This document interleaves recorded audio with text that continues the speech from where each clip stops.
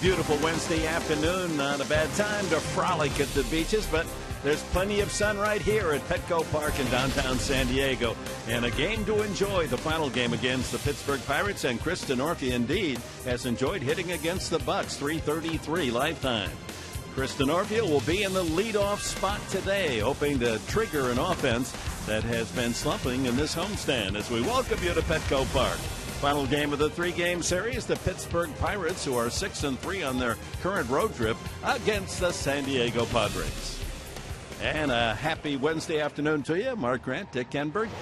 This pitching matchup, two veterans, a right-hander, a left-hander. I'm fascinated by what we're going to see today. Yeah, it's a couple of pitchers who are kind of different because Liriano's a soft tosser. Ian Kennedy is known for the good fastball. He has touched 95 and somewhat on a roll the last couple times out. Ian Kennedy has been on that roll. The perfect record, the ERA is just stellar at 1.5. But the one thing that I look at is the strikeouts to innings pitched. 15 in 12 frames.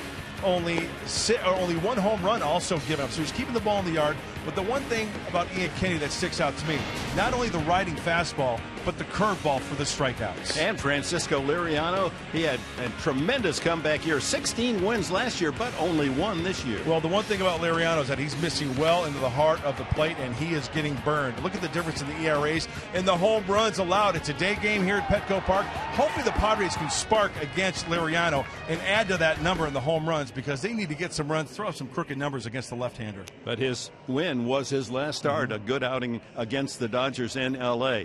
Well, a lot of P's in this sentence. Power Pittsburgh Pedro, and he can hit it a long way. He is. He's a homegrown Padre. I'm sorry, a homegrown Pirate. And he has made some noise at third base in the Steel City ever since he's been at the big league level. You talk about his power. He's just feeling more comfortable at the plate. 77 home runs since 2012.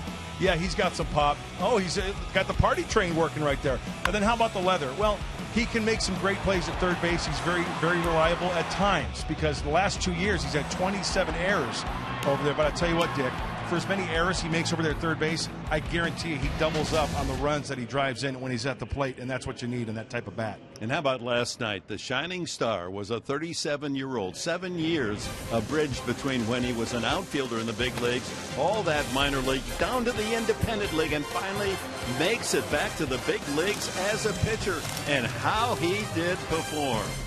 Mr. Lane with Miss Button when we come back.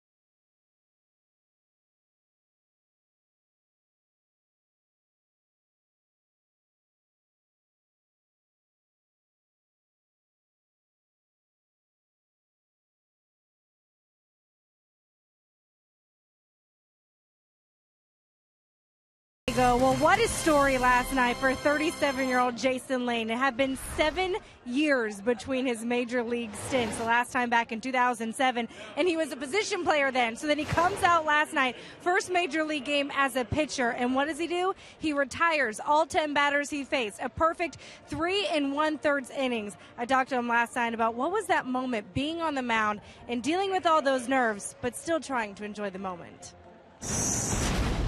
You know, I was surprisingly a lot calmer than I thought I would be.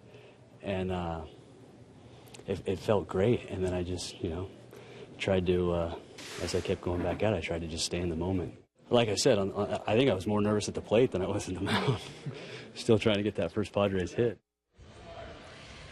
That is your Geico quote of the day. Well, coming up, can the Padres sink the Pirates? It'll be in the hands of Ian Kennedy. We got first pitch coming up from Petco Park on Fox Sports San Diego.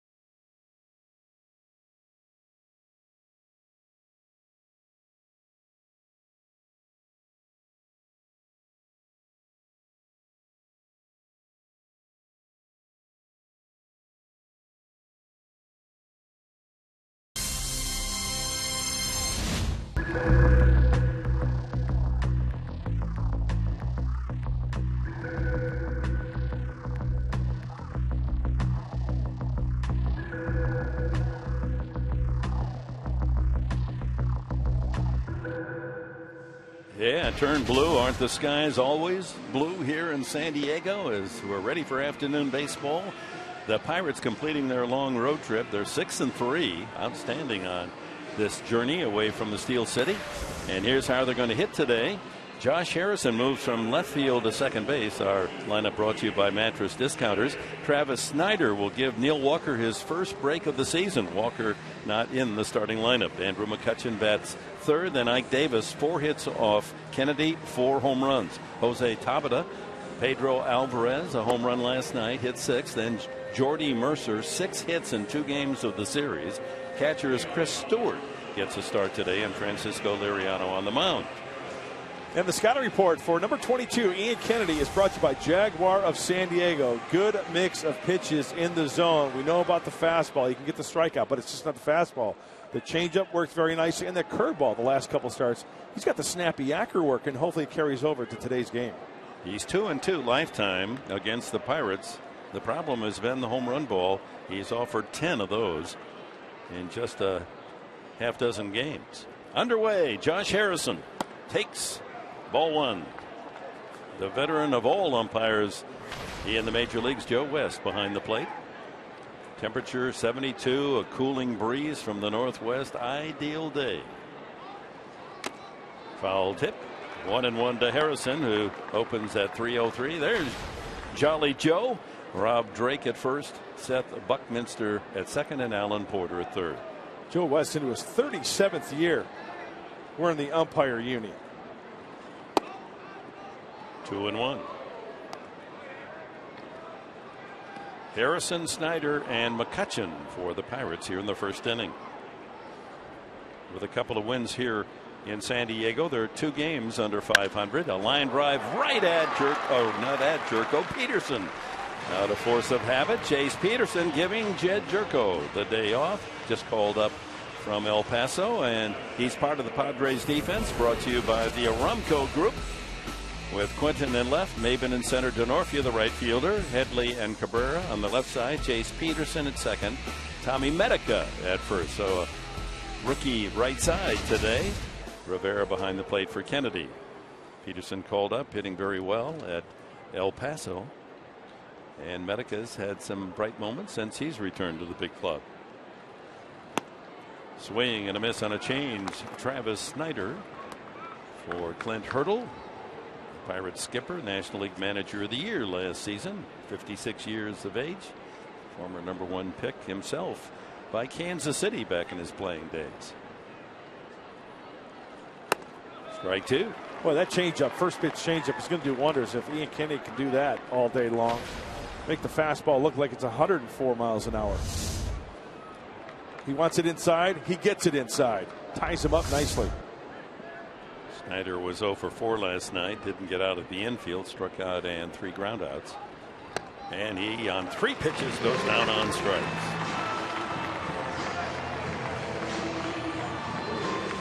Oh, I love it when any pitcher, especially when he has Padres across his chest, goes uno dos, adios on the fastball, keeping it down. Good late movement, hence the strikeout for number 22. There's that blue we talked about, a 72-degree midweek afternoon. My, oh my. Kennedy, a strikeout per inning plus so far this year, as is strikeout here in this inning, and now it's Andrew McCutchen. This is a anniversary of sorts for McCutchen, hitting 300. It was on this day 5 years ago he made his major league debut. And what a player he has been. Already 5 years, huh? Mm-hmm. How time flies. In that time, Mark Grant, 5 years, no one has more hits, no one has more runs than Andrew McCutchen. And the Buccos, they sure picked a good one, huh? A lot of fans. Yeah, he was the 11th selection back in 2005. Swing and a miss. 94 on the heater. Keep an eye on that velocity from Ian Kennedy. We've seen him touch 95. Last year, though, he was around 90, 91 most of the year, wasn't he? Well, there has been a mechanical issue that Darren Balsey talked about. Higher leg kick, get more of a hip turn there. Just got a piece of that, McCutchen. And it's just a little bit on the turn. I think before Ian Kennedy used to go just straight up, right? Straight up over the rubber. You get a little bit of a higher leg kick. You get that hip turn, that shoulder turn. And that's when the lower body comes into play as well. You get a little bit more drive. It's like throwing a punch. You don't get much on it if you're just stepping forward, but you coil back. Good call, and you can Muhammad. do that. Strike 3. Couple of strikeouts for Kennedy in the first inning. Off to a good start. Denorfia will lead it off for the Padres.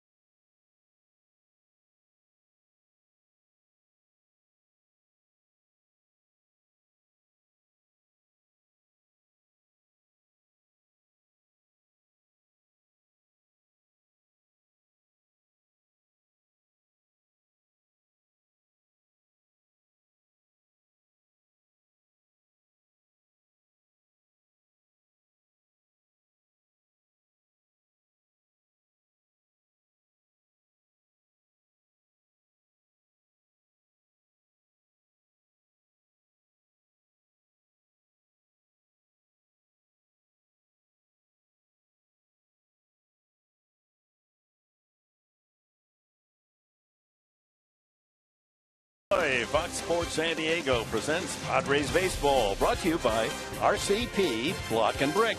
Start your outdoor project at rcpblock.com. By Petco, the power of together. By your San Diego Lexus dealer. And by Southwest Airlines. Find Southwest Airlines fares online only at southwest.com.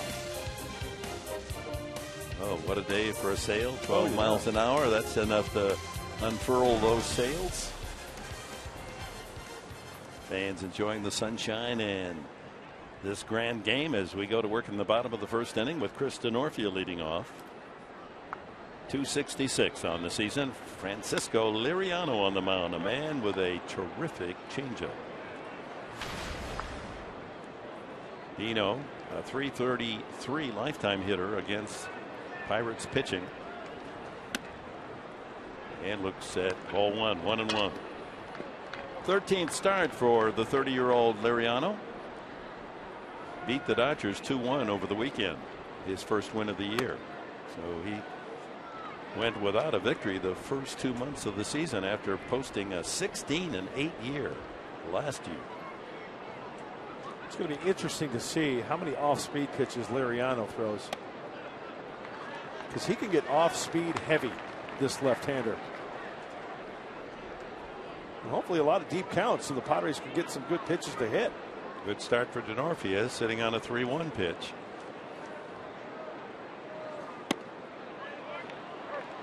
At the knees. 92, so the veteran lefty from the Dominican still has a pretty good heater.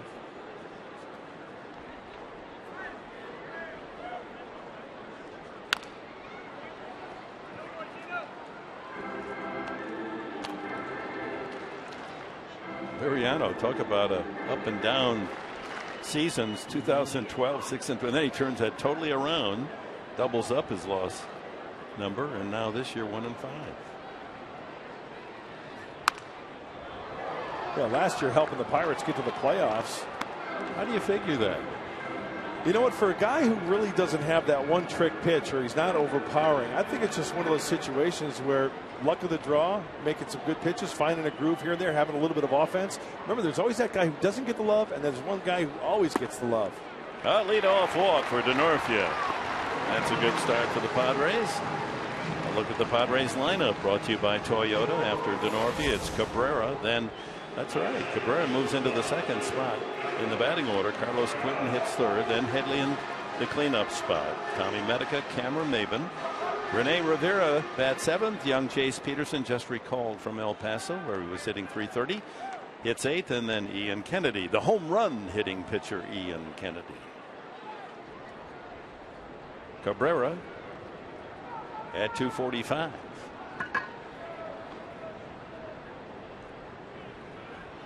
Denorfia, 6 steals. Strike to Cabrera. 93. See, Liriano falls under those categories of pitchers that you don't have to have great stuff to throw a no-hitter. Back with the Twins, 2011, he threw a no-hitter, right? That's right. 123 pitch job. At Chicago against the White Sox. And to show you how unusual that no-hitter was, it was also his first shutout. Not bad. Might as well go all the way. Huh? Yeah, no kidding. 1-1 to Cabby.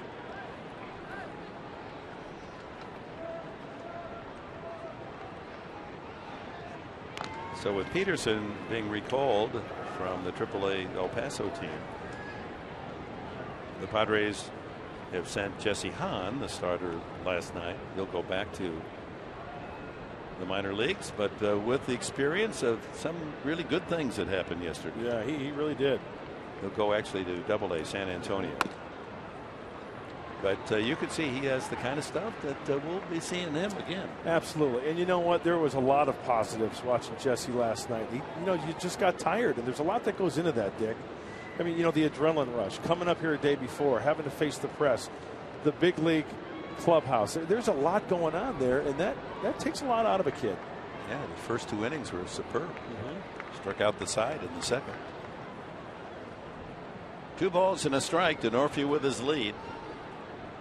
And he goes. Good break. The throw won't even be close. Number 7 for Denorfia. You know, Dick, that was one of those do or die plays, because as soon as Liriano lifted the leg, Denorfia was off and running. He got a great jump. Not even close. The high throw from Russell Martin. Russell Martin may have kind of rushed that one just a little bit. Chris Stewart behind the plate today. I stand corrected. You know, it's just, again, you get accustomed to a certain man being at a certain position, as I did, thinking Jerko was at second I even got base. it written down in my book. A beautiful push bunt. It's going to be tough for the Pirates. A base hit for Cabrera. How immaculately placed was that? You couldn't have run out there and put the ball in a better spot. A base hit, Cabrera. Perfectly done. May have caught the Pirates by surprise as well, but like you said, Dick, let's see. First base, Ike Davis way back. You got the left-hander on the mound. Liriano is falling off just a little bit to the third base side, and it's placed perfectly. He's got to retract. By that time, the race is over. No chance. That's about as clean a bunt single as you'll ever see. So first and third for the Padres. A big chance here early as Carlos Quentin steps in. Table set for the big man.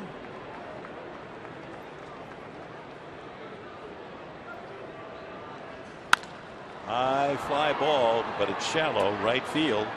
Second baseman Harrison goes out, catches, and here comes Denorfia. He gambles and he scores. Oh, that's a mental mistake by the Pirates. That should have been Snyder's ball. He would have caught it heading toward home plate, where he would have had a more powerful throw. Harrison, with his backpedaling in the outfield, wasn't in position to make a strong, accurate throw, and Denorfia, with help from Hoffman, see, he had to backpedal to make the throw. Exactly right. Heads up play.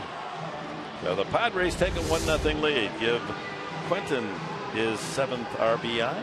And that's where Travis Snyder has to call off Harrison. You don't often put in your book sacrifice fly 4, but that's how it goes. As soon as Chris Denorfia noticed that Harrison was backpedaling to make the catch, hey, getting that starter's block. Here's Headley. He takes strike 1. So that leadoff walk pays off for the Padres, and Denorfia using his legs. The walk, he stole second to third on the bunt single and legs it home on a shallow sacrifice fly.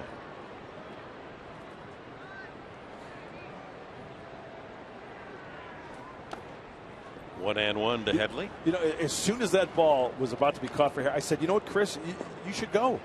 And just because that was a great pickup, Dick. He was backpedaling, he had to catch it, regain his feet, get that momentum towards home plate. It was just an all-around great read, great baseball instinct on Chris Denorfia's part. And he had all the assists you want from Glenn Hoffman. They were together on that. In there, 1-2. 94 on that fastball from Liriano. It's his 13th start. Opposing hitters batting .258 against Liriano on the season.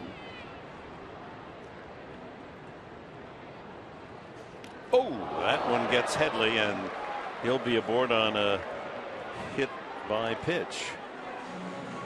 So that'll push Cabrera to second base, and the Padres' first inning could be mighty productive. You know, obviously no intent from Liriano, but if you're Chase Headley, you got to be ticked off. He's been getting hit every which way, and he shows the frustration there. It's not fun getting hit with a 93-mile-an-hour fastball. And he gets hit on the back of the front leg. Couldn't elude that. You don't see Headley flip the ball or the bat away that way. He's showing he was not pleased at all by Liriano plunking. Remember, the first game of the series, there were 6 players hit by a pitch, 3 by Pittsburgh, 3 by the Padres. Most of them down in the legs, as Headley was hit here. So Tommy Medica at 280, 3 home runs. A chance to build on this early 1-0 lead. How about a crooked number in the first inning, huh? You know, the toothpick is nice. I'd like to see a crooked one. Doesn't happen very often, and that would give the Padres, who do well when they score first, they're 14-7 on the year when they get the early lead. They have it today.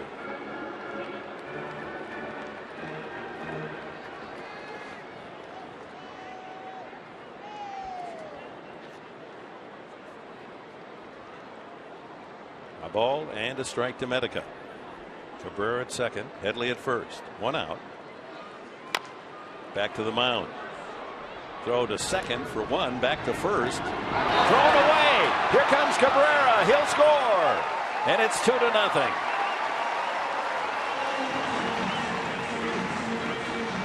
Well, the Pirates very generous. San Diego with 2 runs on only a bunt single here in the opening inning. Harrison skipping his throw on the relay. Now this is a great slide into second base by Chase Headley. Good clean slide. Disrupts the timing of Mercer. The short hop over to first base. And it's worth another look. Good throw. Good slide. Short hop, and the run scores.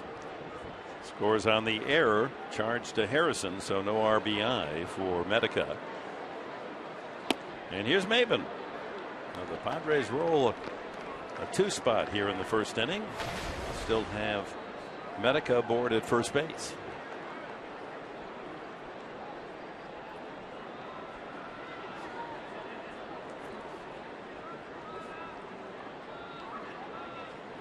I meant to mention and pick the stick. One of the reasons to select Maben. Hey, he's the only 300 hitter in the lineup. Why wouldn't you take him?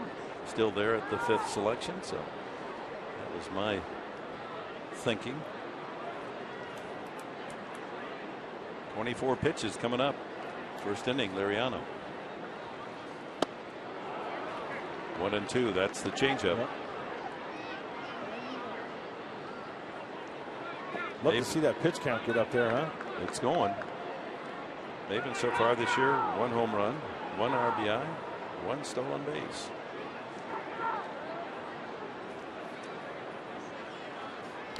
And he swings at a ball in the dirt. Strike 3. So he's faced Liriano 4 times and has been struck out 4. But the Padres take a 2-0 lead.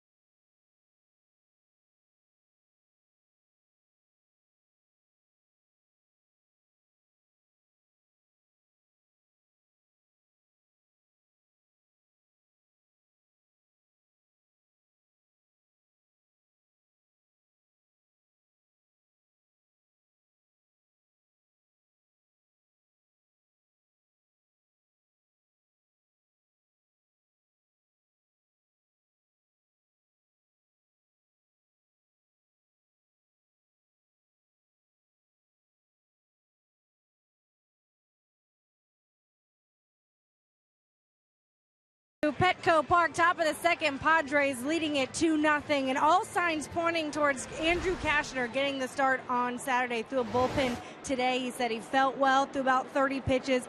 Now they're just going to wait till tomorrow, see if there's any pain or any soreness, and if there's not, he will be good to go. And Andrew Cashner will be out there on the mound on Saturday, which would be a great sight to see for this Padres team. Oh, you're so right, Chris. Thank you for that report. A good one. So, Ross, there's been no assignment yet or announcement of the pitching matchups against Washington this weekend. At game time, all those spots were blank. High fly ball hit deep to center field, but Maben's got room out there. Picks it out of the blue. Mike Davis just missed that one. But it figures to be Ross on Friday night. Cashner, if he can go on Saturday, and then it's Sunday could be Eric Stultz if he comes back from bereavement. He's away in Indiana for his grandmother's funeral. So there's Jason Lane and Andrew Cashner going over the hitters.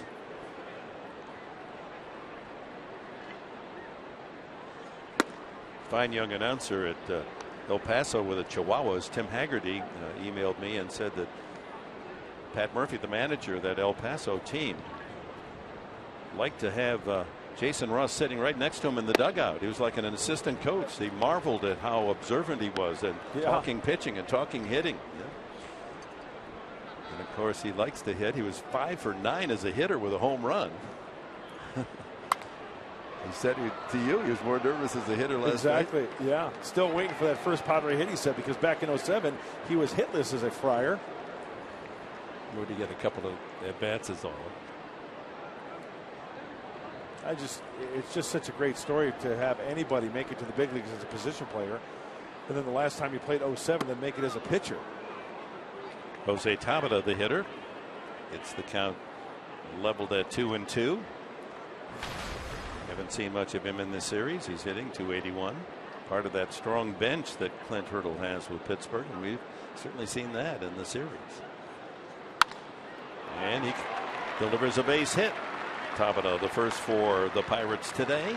And that'll give us a chance to look at the keys to the game. Brought to you by your Honda dealers of San Diego County. Well, I was trying to think, Ian Kennedy on the mound. And the one thing that came to mind is the Chicago Cubs and the Chicago White Sox. So keep the Chicago fire burning. Why? Well, he beat the Cubs, went 6 innings. He beat the White Sox. So back to back, he beat the Chicago clubs, meaning the Sox and the Cubs. And then string some hits together. The first inning, only 1 hit, but the Padres scored 2 runs. Let's get some multiple base runners and multiple hits, possibly extra base hits, to keep adding on. Shift is on for Alvarez. Laced a line drive home run into right field into the jack track last night. Well, Kennedy is the 4th least supported pitcher in the National League in terms of runs coming into the game. 2.8 runs per game. He gets 2 in the first inning today. The lowest support, his opponent, Liriano. Liriano getting only 1.96 runs per start. That'll explain a 1-5. And then Eric Stultz is on the list too. Well, not a lot of wiggle room right there. You've got to be perfect if you want to end up on the W side after the game. So those are 5 outstanding pitchers that don't have winning records because their team has not supported them very well. 2-1 to Alvarez. Headley moves over to the second base side. Padres stack up 3. Headley with Peterson at the edge of the grass in the middle of the trio and holding on the runner Medica.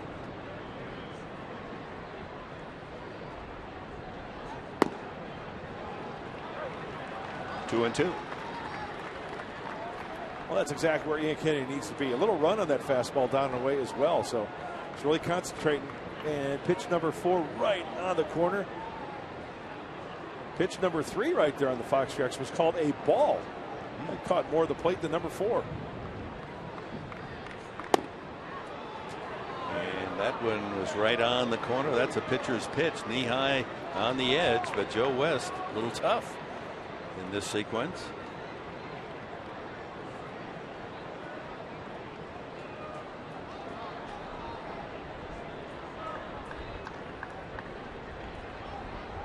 See if the runner's going. 3-2. Alvarez strikes out a lot, so he does not go, and he goes around, says Joe West. All things proving to be even in that at bat. Although Alvarez thought he had checked his swing, Joe West punches him out. It looked like Ian Kennedy went to the off-speed pitch, particularly the changeup here, and Alvarez, oh, absolutely. I thought he went. If he hits it, it's a double. Well, he might hit a double, but that's pretty borderline. I think Joe West was not going to give him an inch on that swing. To me, when a hitter looks at a pitch, he goes. If he watches the pitch come in, he goes. If he just exhales real hard, that's an infield hit. Huh? That's right.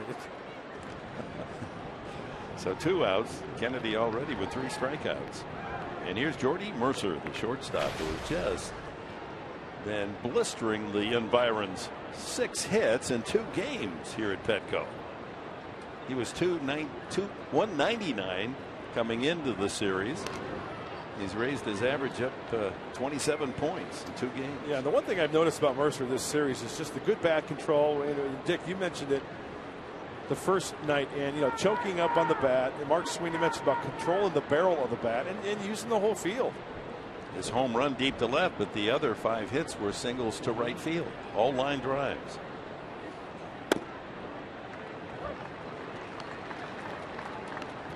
First pitch strike from Kennedy.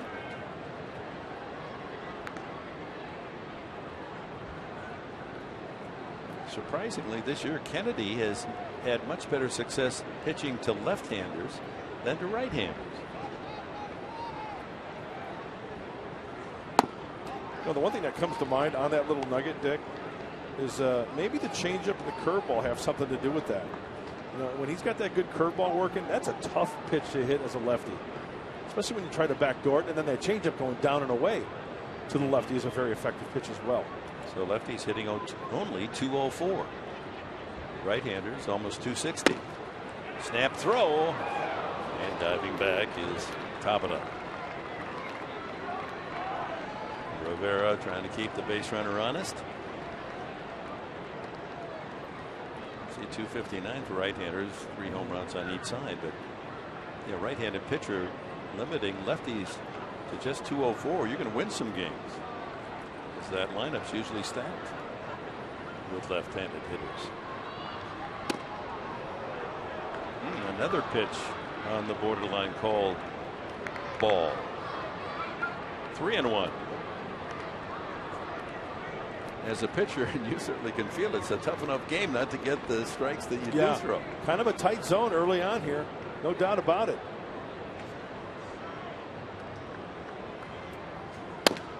That'll be a strike. Generally on the curveball, the pitch prior to that last one, you're not going to get that high strike. And that's a legitimate strike. The pitch before that one, pitch number 4, was a high curveball, a high breaking ball, up and away. And generally speaking, you don't get that pitch. That's a tough pitch to call for any umpire. You don't get that very often. Runner goes, fly ball to right. Mercer sails it toward the line. Denorfia has a beat on it, and that'll do it for the Bucks in the second. It'll be Rivera leading off for the Padres. 2-0 they lead.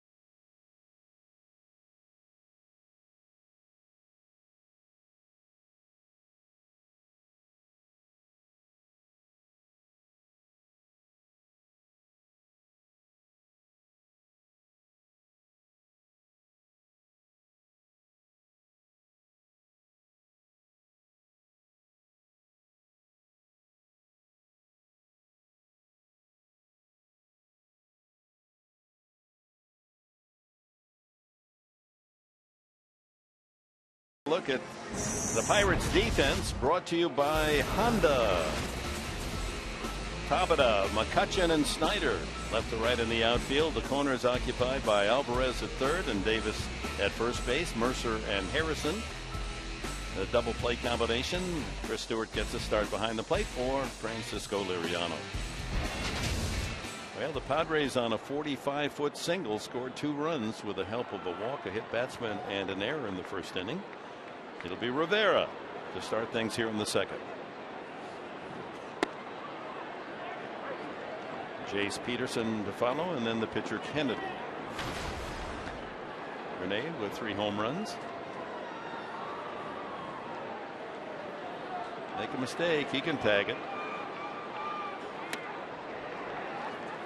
Yeah, and with Liriano throwing a lot of off-speed pitches, that might just work right into the wheelhouse of Rene Rivera. It's just all about Liriano hitting his spots. If he leaves one over the plate, kind of speed up this kid's bat a little bit, go a la Calle. Home run for Rene Rivera, possibly. 1-2 as he wastes away.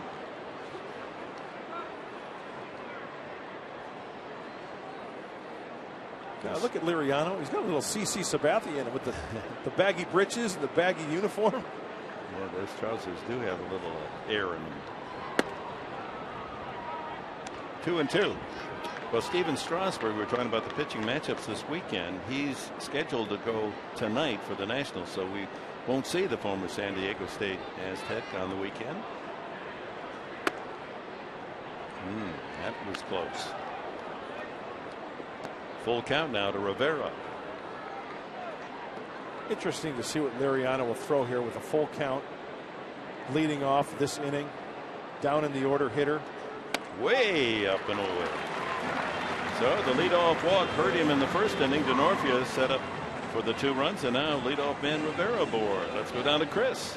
Well, Jace Peterson coming up to bat, and in talking with Buddy Black what he's liked out of him in his recent stint down in AAA, he said first off, like what he's done at the plate, batting .333 in his last 10 games, but also said I like what he's done defensively since his last stint up here in San Diego. But he said, I want you to go down, work on playing all the different positions around the diamond, and that he's done. Last couple games at shortstop, couple games also at second base, where you see him today allows Jed Jerko to also have some time off. All right, thank you, Chris. And here is Peterson. Overall at El Paso, hit .330 with a couple of home runs and 19 runs batted in just 91 at bats. Walked 18 times, so much more selective. Draft a couple of years ago, he and Corey Spangenberg picked very high. 2 left-handed hitting middle infielders. Spangenberg, a natural second baseman. Peterson, football player at shortstop. But maybe this is the spot for him, second base, Peterson. The main thing is he's so versatile, right? Very athletic. So that's a good thing for Jace. 1-1. Wave and a miss. Very first pitch he saw in the major leagues in Washington against Strasburg. Steven Strasburg got a base hit. Nice way to start. Different type of pitcher here, huh? Strasburg with the good fastball, the good hook. Liriano, the lefty, throws a lot of junk.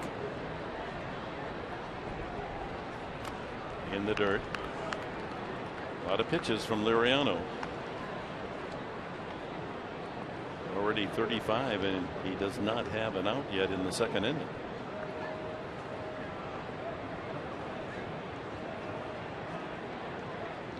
Well, here comes a fastball here.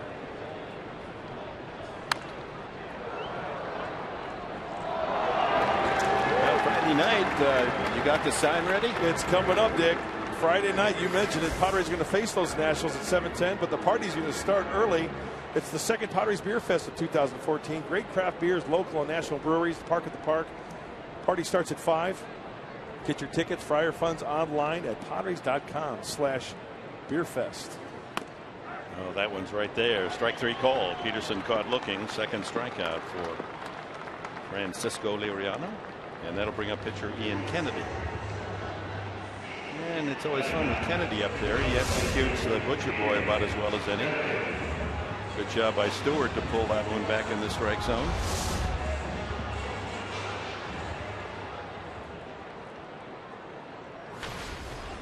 Kennedy can use the Butcher Boy. He has some power. We saw a home run. Or is this a time to sacrifice with 1 out, a man at first? He squares and takes a strike. But, you know, Dick, you make a good point, because now you got some action with the infielders. You can pull back. And Ian Kennedy is a pitcher you can trust to the majority of the time, put the bat on the ball, right? So have him pull back and swing, if you elect to do that right here. I love the play, don't you? Yeah, absolutely. He pulls back and takes the ball outside.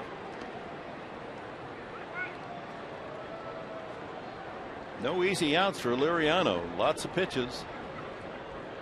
He's walked 2 and hit 1. And struck out 2.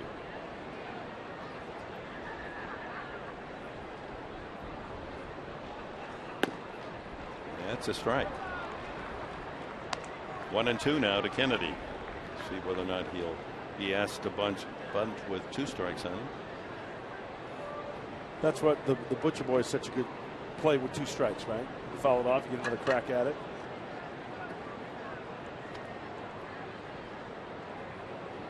Let's see if he fakes the bunt and swings, or is he just going to swing? Well, got the bunt there. That's what he's going to do. I love it. Out in front of it a little bit on the slider. And they practice it. All the pitchers, every day batting practice, they practice just this moment. I think Bud Black liked it when he was playing. Let's check it out. It was a breaking ball, and just out in front of it a little bit too much. Still alive. If he had bunted and fouled, of course, he'd be in the dugout. And there he does try to bunt, and it is strike 3.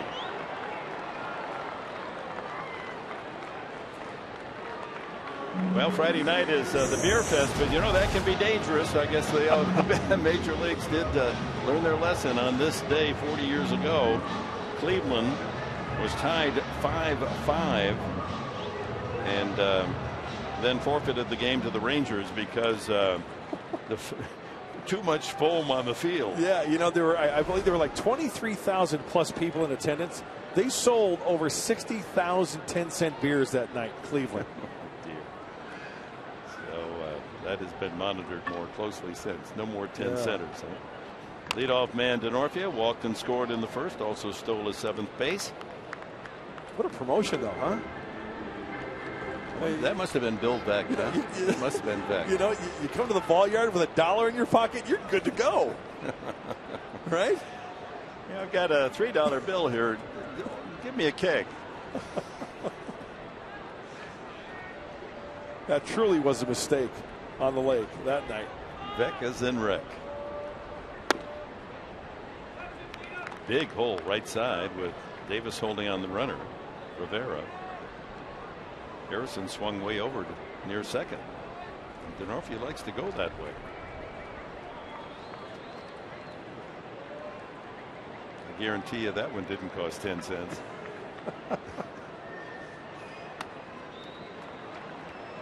And 2-1 now to Dino. Oh, the pitch count going up, up, and up. 45 now for Liriano. You know, you're right, Dick. Denorfia does like to shoot the ball that way, the opposite way. If he leaves an off-speed pitch, middle in, Denorfia can turn on it as well. We know that. 3-1. Liriano staggering with his control. 2 walks and hit batsman. And he's been to too many 3-ball counts. And at only 4 more strikes than balls. 4 3-ball strikes. Ground ball sharply, but right to the shortstop. Mercer will take the force, and that's it for the Padres in the second. We're at Petco, and the Padres lead 2-0.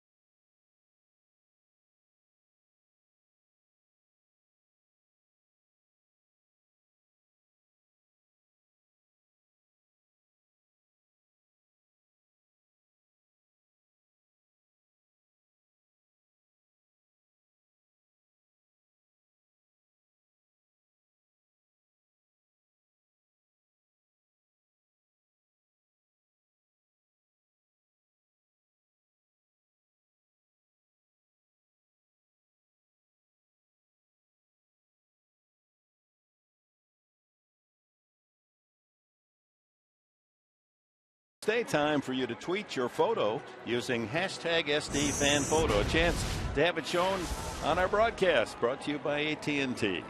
Yeah, take part. Take a photo at the ball yard, at the beach, wherever, but wear your Padre gear so we can show you on Fox Sports San Diego. That's right. It's almost a requirement, isn't it? If the photo's going to make air, you've got to at least have a San Diego hat or a shirt. Yeah, I love the Jiffy Pop lid that lady was wearing. Hey, Cheech Chong in the house. Well, he qualifies. He's got a San Diego cap on. Third inning, 2-0 Padres. Chris Stewart, the catcher, leads off for Pittsburgh. And he takes a strike. Stewart hitting .264 in his limited at-bats. 53 times up with 14 hits. Fly ball to right. Denorfia has to take 2 steps in. 1 away. Well, the fly ball outs. 3 of the last 4 outs to the outfield. And here's Liriano. He steps up. We lost one of the great Americans this past week, the poet laureate Maya Angelou, actress, author, you just name it. Maya Angelou is right at the top of the list. So many pieces of great writing. And I think my favorite was, I've learned that people will forget what you said and people will forget what you did, but people will never forget how you made them feel. That's a good one. Yeah. Maya Angelou passed away just this past week. I liked another one. She said, I don't trust people who don't love themselves, yet tell me I love you.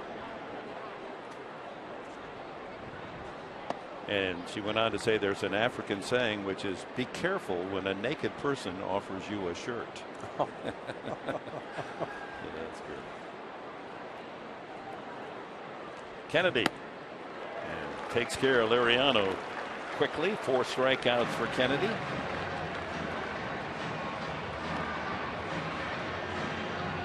Josh Harrison, the leadoff man, slowly walks up, allowing Liriano to get back to the dugout.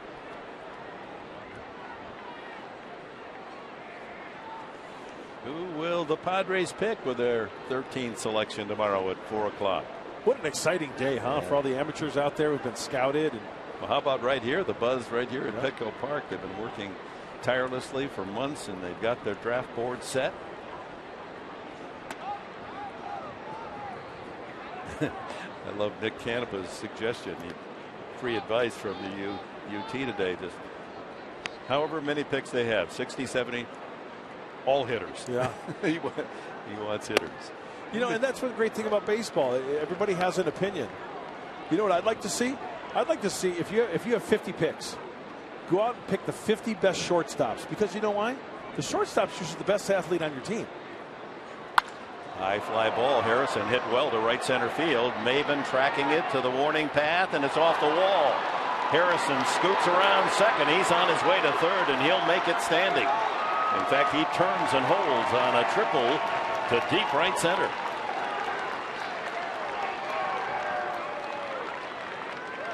So 2 outs, and the Pirates have a runner 90 feet away. Couple of things that stick out here.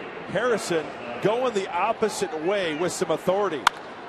Secondly, how about him scooting around the bases? I mean, he was picking them up and putting them down. Sure, they didn't field it cleanly out in right center field. I love the helmet coming off. Looked like Joe Morgan turned exactly. second. He got around there quickly. Travis Snyder struck out the first at bat. Fly ball to right. Denorfia giving ground and will get there for the out. So Ian Kennedy pitches around a 2-out triple. We're in the middle of the third. 2-0 San Diego.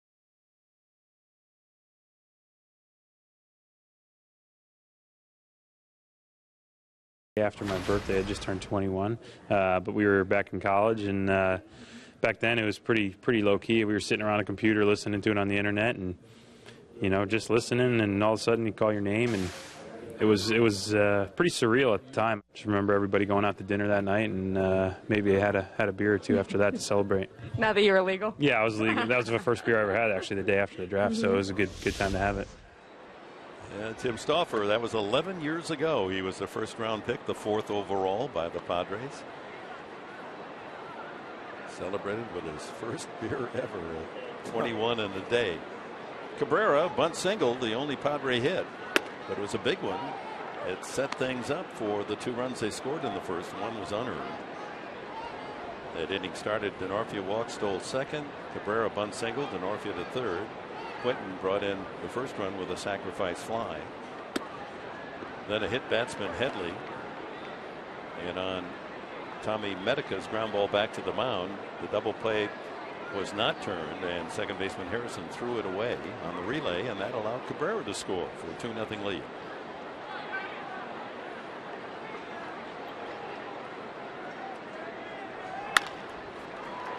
Two-hopper to the shortstop Mercer, and Cabrera's gone. Well, tomorrow at 4 o'clock the first round, and as you go to the 10th pick and on, because the Padres are 13th, this is Baseball America's mock draft, and they have the Padres taking a pitcher, Tucson. But look who's there at number 16, Bradley Zimmer. He went to La Jolla High School and the University of San Francisco, a power-hitting outfielder. Some are guessing that maybe it'll be Zimmer if he's still there at 13. Others think that he won't be around that long. So the Padres, the mock draft, number 13, Tukey. How would you say that, Dick? Tucson? Tucson, I would think. Yeah. Well, good reports on him. Good live fastball, up above 95. Is he a high schooler or a collegiate? High schooler. Where? Coral Springs, Florida.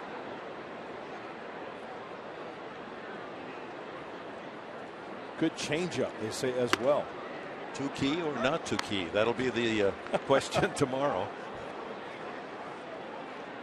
Right-handed pitcher / outfielder. Once again, good athlete, and a lot of guys do that playing in high school. Quinton, 1-1, takes a little low. 2 balls and a strike to Carlos, who knocked in his 7th run of the season on a sacrifice fly to the second baseman.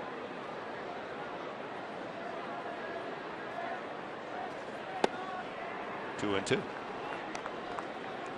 No, it is it's the baseball version of Christmas Day. You know, they're all the presents are up there. Which one's yours? You untie the bow. What are you going to get?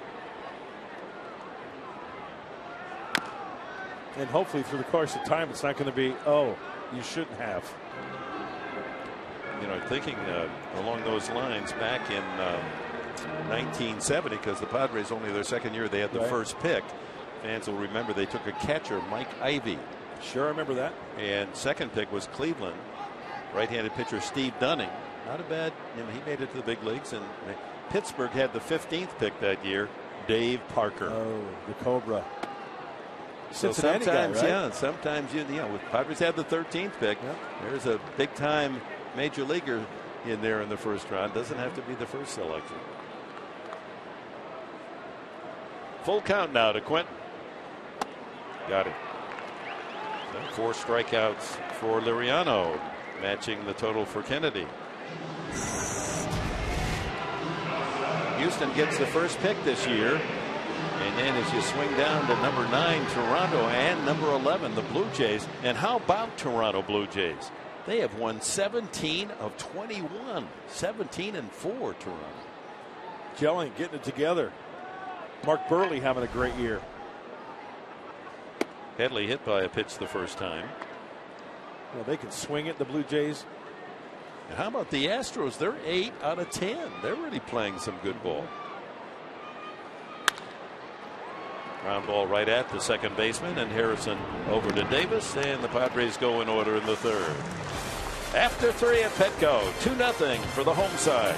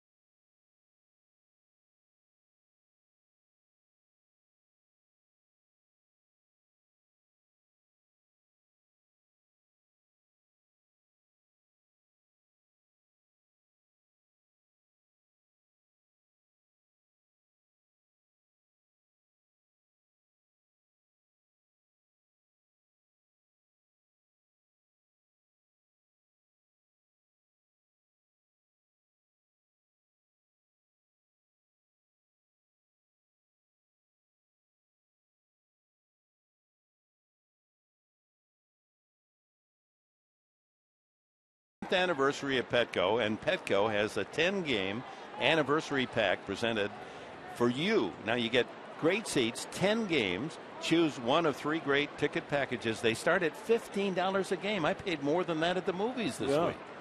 That's $150 for 10 games.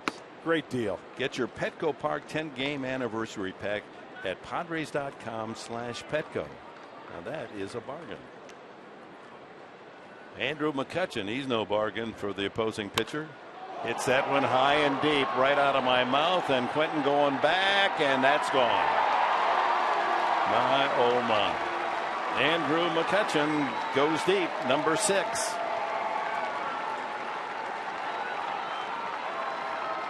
Such a good player. It's 2-1 San Diego. Well, one of the objectives for Ian Kennedy is to keep the ball low, but watch where this pitch is. Maybe up a little bit. On contact, on second look, just above the knees, not low enough, and McCutchen throws the head down in that zone. Ball jumps off his bat. Beautiful camera work there, tracking the ball. Unfortunately, it didn't fall into the glove of Quentin, but went all the way into the seats. And the Pirates have cut into that 2-0 advantage. And I think that Ian Kennedy really wanted to throw that pitch in a different spot. Just the 7th home run he's allowed. But his record against Pittsburgh is then one of his being taken deep by the Buccaneers. This man especially, 4 for 9 against Kennedy, 4 hits, all 4 homers, like Davis.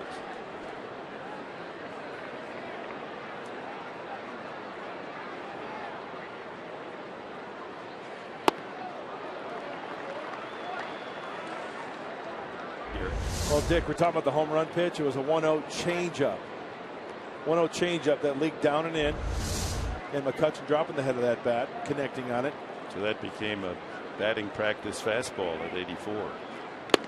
Foul tip, strike 3. Number 5 for Kennedy. Well, that's a good bounce back for Ian after the home run. The 1-0 changeup. Come back and strike out Ike Davis. Jose Tapia single to right field his first time. So hard to erase that from the hard drive, right? And forget the good ones, forget about it. It bounce right back. It's like cornerbacks in football. You have to have a short memory. Yep.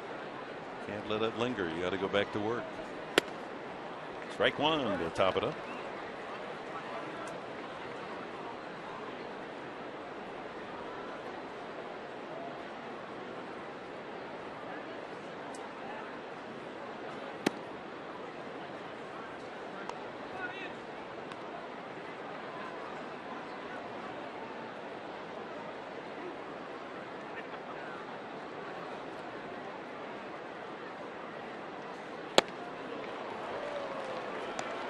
That's a big league curveball.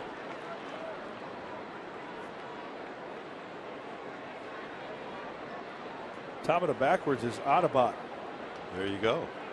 At bat, almost at bat. Huh? At a bat, yeah.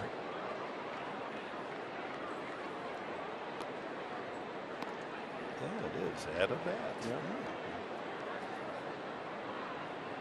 Not a palindrome, but it works that way. Right. The one thing you don't want to hear while he's in San Diego is attaboy. That means he's doing something well, right? Yeah. At a bat is at bat here, and it's 1-2. Fouled away. The Pirates have never swept the Padres here at Petco. San Diego would like to keep it that way and take this final game of the series. Masticating Clint Hurdle. He can really go through the gum. Ooh. How did that miss him? Curveball. That's why he was able to duck in under it.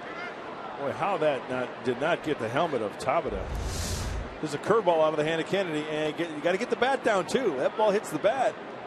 It's either a foul ball, or if it comes into play, that's a live ball. High fly ball, right field. Denorfia another chance for the second out here in the fourth.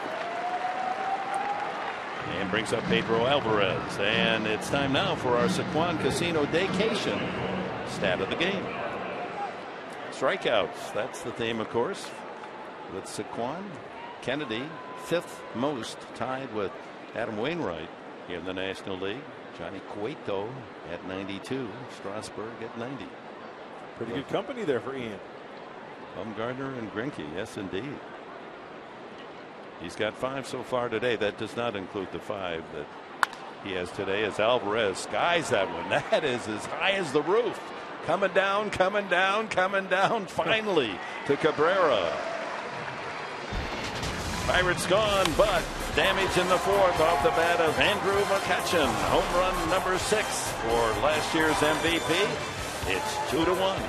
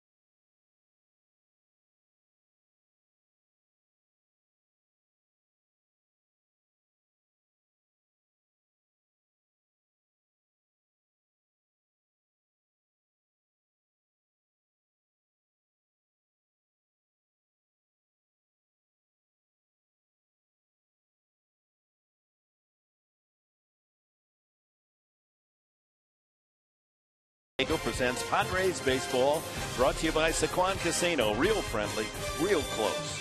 By 22 Jump Street, in theaters June 13th. And by the Aramco Group. Purchase, refinance, reverse. Visit us at aramco.biz.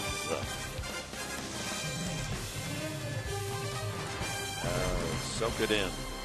Bottom of the fourth, 2-1 Padres. Medica leads it off. Safe on a fielder's choice his first time. Maben and Rivera to follow against Francisco Liriano.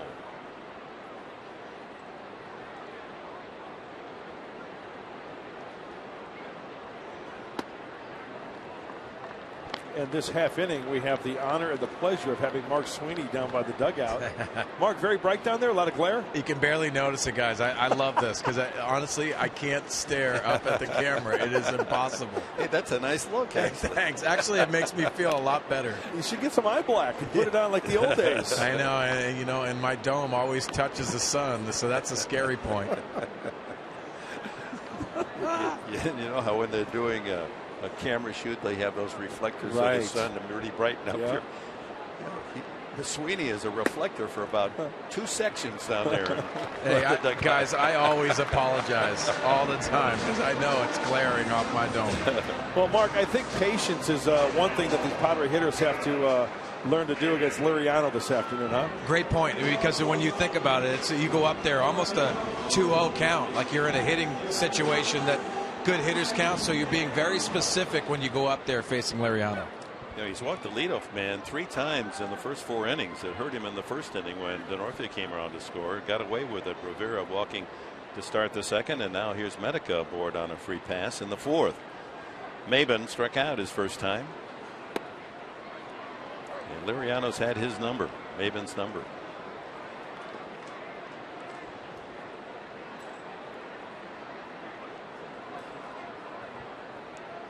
.301 is average as he steps in.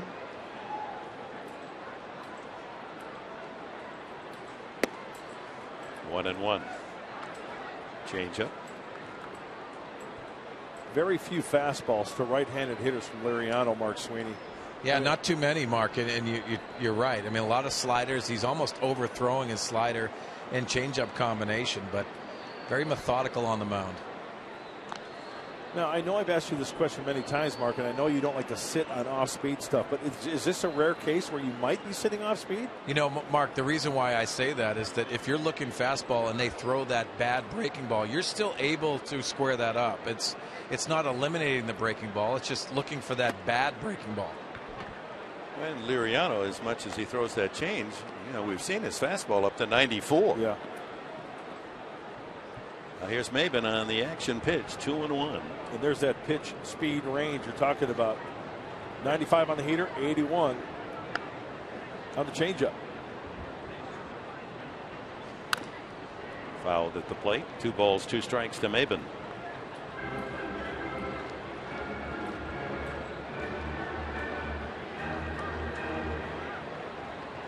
Well, the Midwest League announced their All-Star team in the Fort Wayne Tin Caps, the Padres minor league club. 3 players made the All-Star list. Share that with you after this pitch. 2-2 to Maben. In the dirt. Malik Smith, we saw him in spring training. He's got great speed. 42 stolen bases for the outfielder. That leads all minor leagues. And then a couple of pitchers, Nick Mutz and Tayron Guerrero. Good for them. Right-handers, all-stars. That's great. Keep our eyes on those 3 youngsters. Full count, Maben. And he got him again.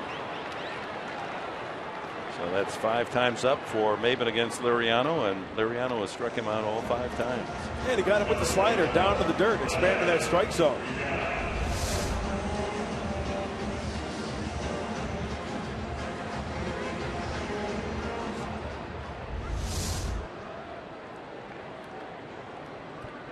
Rivera walked his first time.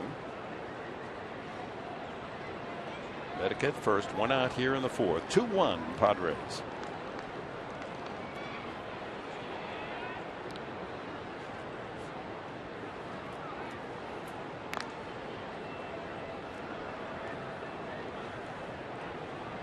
Off day tomorrow. Of course, the news will be about the draft and the first 2 rounds. Padres with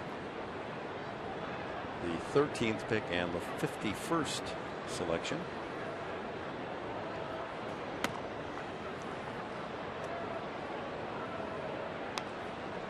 Pittsburgh has the 24th and the 39th pick tomorrow. They also have 64 and 73, so they've got 4 of the first 73.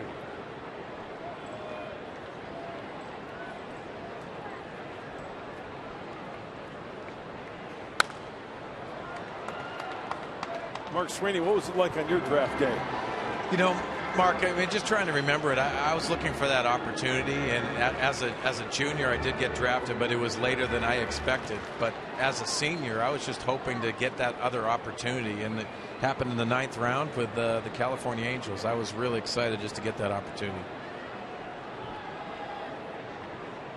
1-1. Who made the call to you with the Angels? You know, I don't remember who called. It was probably the area scout, and they called it. You know, just that opportunity to know that you can go out there and try to play professionally, not knowing what the road's going to have. But that opportunity was sure a nice feeling. See, isn't that a great story? Mark Sweeney, 9th round pick as a senior out of Maine as a Black Bear, and going on to be one of the best pitch hitters of all time. Great story. Who knew? And then, you know what I always like to do? I always like to go back to the drafts and find out who the top 10 or the top 30 or the top 26 at the time in your draft, and see if they even made it to the big leagues or how far they made it in professional baseball. And then you go to the 35th round, you see a guy who pitches. That's where I like to see it. Mike Piazza. Yeah. Why is he still there? Why is it no one saw his talent? What was he, like 60th round? As a favor. Yeah, to Lasorda. Swinging bunt, tough play Liriano, but Rivera not that fast, and they get him by a step. That moves Medica to second base and brings up Jace Peterson with a chance for an RBI. Well, the Padres Sunday is military day as always. They'll be in the camos we honor the men and women of the U.S. Marine Corps. Appreciation Day presented by USAA. Enjoy a special pregame ceremony as always, honoring the members of the U.S. Marines. And then the Padres meet the Nationals, a 1:10 start. Get your tickets at Padres.com. 619-795-5555.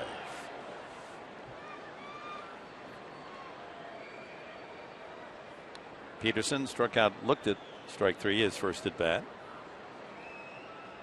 Medica out at second base, ball 1. You know, guys, I got to see Trevor Hoffman before our pregame show today. I said, hey, Trevor, I should know this, but, you know, when did you get drafted? He said 11th round. And I said, Cincinnati Reds, right? As a shortstop. And you wonder how the draft is run? Well, that's a pretty good shortstop turned into a great closer. So it tells you something about the draft. Well, that's what Mark Grant was talking about. He'd draft all shortstops because if they don't make it there might be a place for him somewhere else, outfield, on the mound. I'll tell you what, Mark Sweeney and Dick Enberg, I'd be a crazy scouting director if I had that role. First year, all shortstops. Second year, all pitchers. Third year, all outfielders. Power hitting outfielders. So all those pitchers in that second year, when they mature, then you're going to have a pitcher at every base there. Is that how you're going to work it? Yeah, take your chances that way. They all think they can hit. I don't think you're hired. And they're going to pitch a run, Jace Peterson. Well, there's a compliment for the rookie. They walk him intentionally. That'll be walk number 4 from Liriano. So a couple of walks here in the 4th. And Kennedy a chance to punish Liriano as he steps up with 2 outs.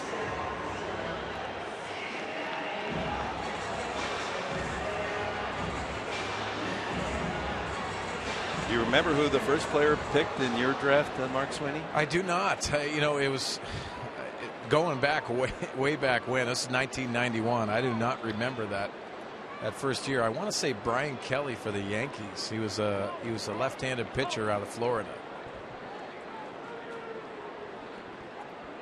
I'm probably wrong though. Yeah, we can check on that. Get Sean Lyon, our expert researcher, on it. Bounces in, ball 1.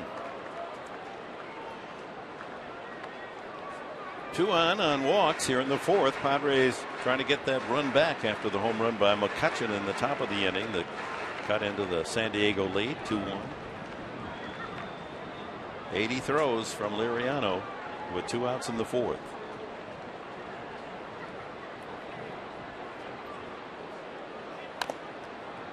Good cut, 1-1.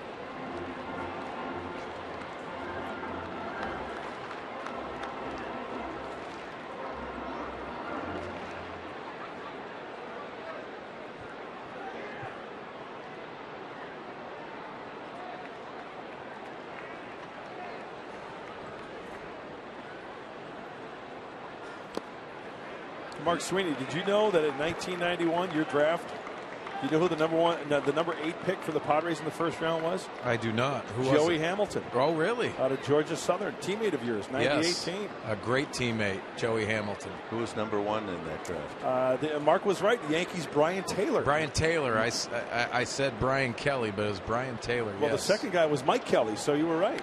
Well, I put them together. Yeah. I wanted both of them. Brian Taylor and Mike Kelly. Swinging a foul tip, and it's 2-2 on Ian Kennedy with 2 on, 2 out here in the 4th. See, this is what's great. I love doing this. Dimitri Young, Cardinals, 4th pick. Joe Vitiello, 7th pick by the Royals. Joey Hamilton, 8th. Sean Estes, 11th by the Mariners. Doug Glanville, 12th by the Cubs. Outside, full count to Kennedy, so the runners will be off. See, now you know why I got pushed back so far. Manny Ramirez was 13th by the Indians. Cliff Floyd, 14th by the Expos. That's a pretty darn. Sean Green, 16th. Oh, there's some hitters there, huh? Pokey Reese. So a good 1991 draft. Runners go, ball 4. Kennedy loads them up. All line walks. Liriano very generous here in the 4th, and that rolls the lineup and brings up leadoff man Denorfia. 5 walks and a hit batsman from Liriano. Well, that was a scouting report on Liriano. He can get wild, very erratic. And Ray Searage, the pitching coach, out to have a chat with him right here. Already 25 pitches in this inning. The hike is total to 85. And this might be the at-bat of the game. I know there's still a lot of baseball left, but Chris Denorfia coming up with the bases loaded. In his career, hitting .406, Chris Denorfia. Add that to the fact his career .333 against Pittsburgh. Yeah. That's the right man in the right spot, I would think. And it's the third time around for Chris, so he knows what Liriano is featuring this afternoon. Walked, stole a base, and scored in the first. Denorfia grounded to short his second time up.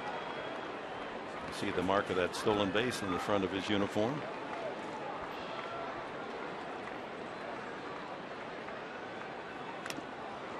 First ball hunting, foul tip. All on walks, Medica, Peterson, and Kennedy.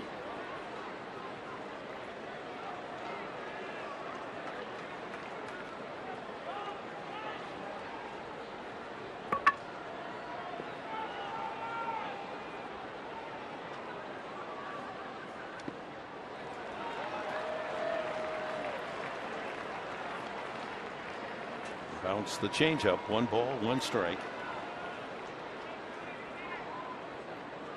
Cabrera would be next. Padre over every pillow.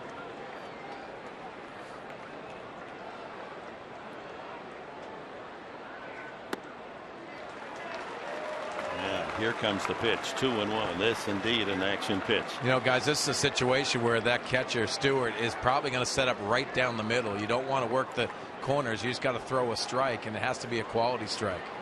Yeah, that changeup from Liriano has been leaking up and away, down and away to the right-handed hitters. Ready to pull the trigger, Denorfia, but it's low. 3-1. 10th 3-ball count in the game for Liriano. Denorfia in the driver's seat here. 3 balls and a strike with the bases loaded. 1 pitch, 1 spot right here, guys, if you're the hitter.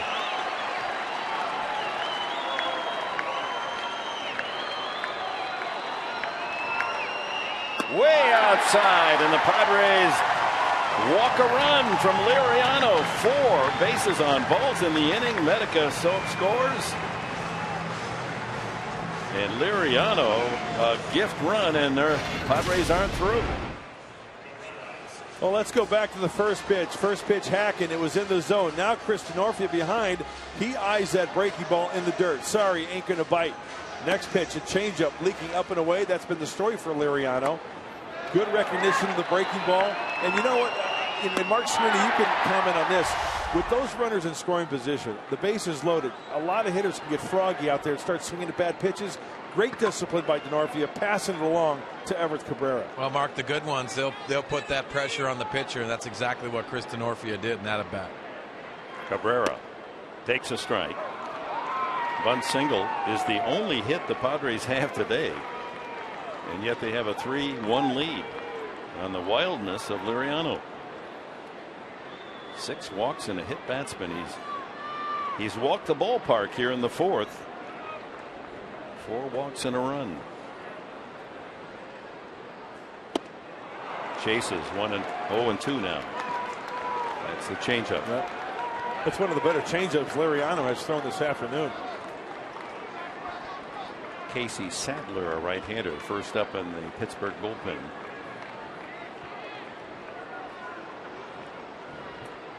Laborious afternoon for Liriano. 92 pitches, and he's not out of the 4th inning.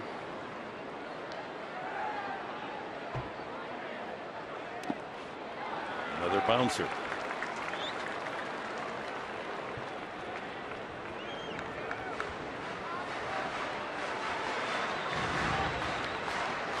Medica led off with a walk, came around to score on walks to Peterson, pitcher Kennedy, and Denorfia.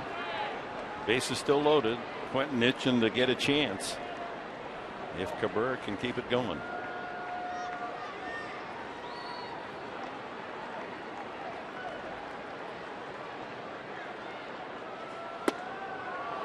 Outside.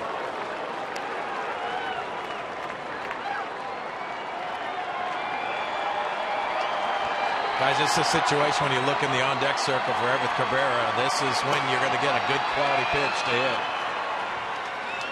He didn't want to face Quinton in this situation. 2 balls, 2 strikes to Cabrera.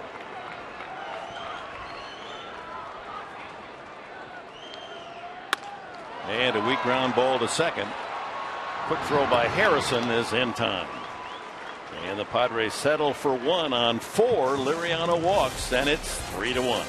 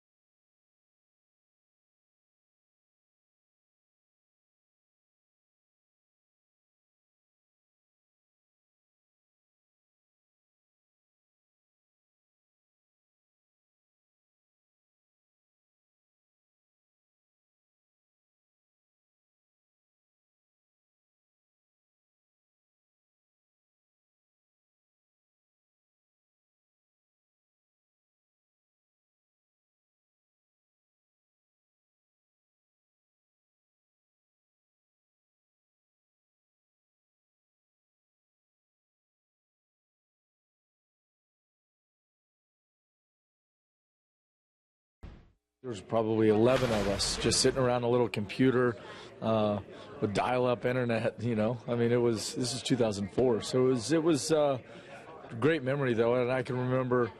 You get this sense and this feeling when they call your name and you know where you're going, that like my life has just changed, and it's a path that you now understand as opposed to before. Right, the minutes preceding up to that, it's a lot of questions, and then once you get that phone call and you know this is what you're doing, it's exciting, it's empowering. So neat talking to the guys about what they remember about the draft. And when you think about it, you think, oh, they're with their family and their friends, but really a lot of these guys were in college. And Houston talking about it, they were getting ready for a super regional game. They were back in the clubhouse, just got done with practice, and that's when they got the call, the guys, so he got to celebrate with his teammates. But it's also pretty cool being out here on Park in the Park. Little league teams, you know, all these kids out here thinking that's going to be them. They're going to get those phone calls one day in college, guys. Yeah, it was 10 years ago, Chris. Thank you. And the Padres had the first pick. Unfortunately, they selected Matt Bush. Justin Verlander went to the Tigers in that draft. Remember Phil Umber?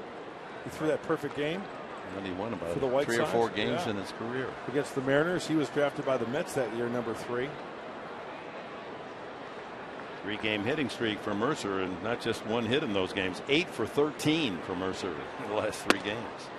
And Dick, also in that 2004 draft is a guy who's in uniform today for the Pittsburgh Pirates, Neil Walker, number 11, 2004, in the first round. The Street was a first-round pick, wasn't he? By the Oakland A's. And 3-1 now to Mercer Street. I've got it right here. Signed by the Oakland A's as a supplemental selection, 40th overall. 40th, yep. And went on to be Rookie of the Year for Oakland. Line drive. Mercer's another base hit. That one not a hard line drive, a soft liner, and Maben hustles it in.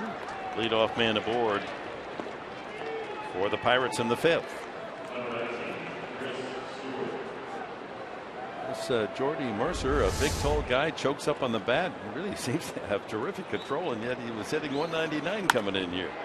Yeah, Mark Sweeney, he's been a burr in the saddle in this series. Well, you also wonder when you're going to make an adjustment and when it's going to translate into the game. And sometimes that adjustment's been worked on for the last 3-4 weeks, but now it's translating into a series. He's had a great series. Here's Chris Stewart, the catcher, flied out to right field in the 3rd. Liriano scheduled to hit next. We'll see whether or not, with all of his wildness and pitches thrown, if Clint Hurdle will pinch hit for him.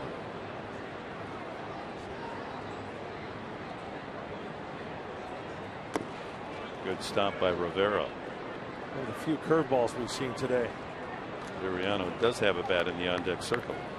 Hey, Mark, sometimes for some players it takes one series to make it click, right, for the rest of the year? Exactly right. And like I talk about, Mark, a lot of hitting coaches will say trust that process because they're working on stuff in the cage and in batting practice, and sometimes it doesn't translate. But most hitters want to have that quick fix, which is a problem. Curveball in there, 1-2. So back-to-back curveballs for Ian Kennedy, making an adjustment after a ball, firing that one in there for a called strike. Nicely done.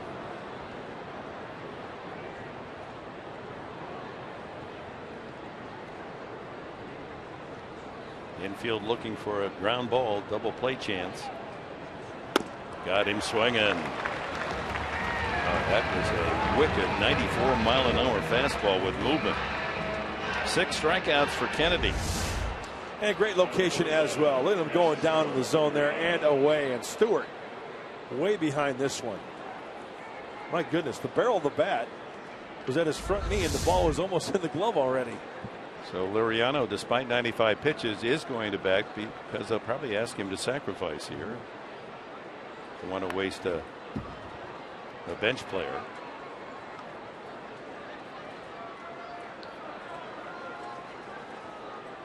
Padres happy staying in the game. He's been the Padre offense. Yeah. Allowing only the 1 hit, a bunt single, but 7 base runners on his wildness.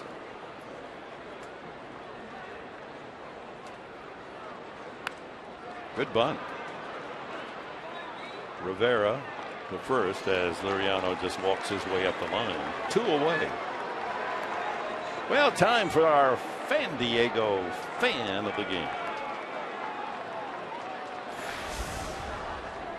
Hey, Roberto Clemente fan there on the right.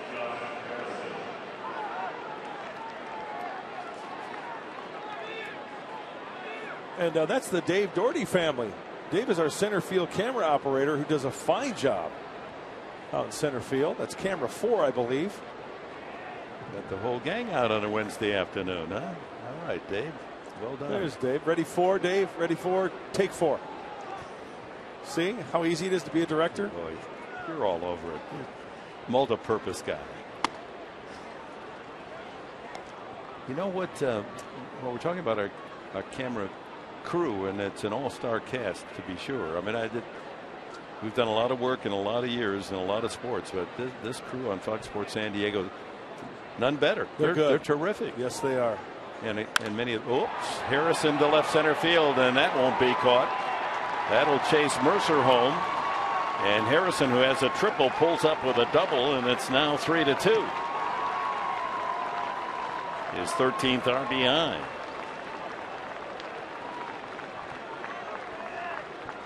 Yeah, the sacrifice pays off, but I think Mercer with 2 outs would have scored on that drive to left center anyway.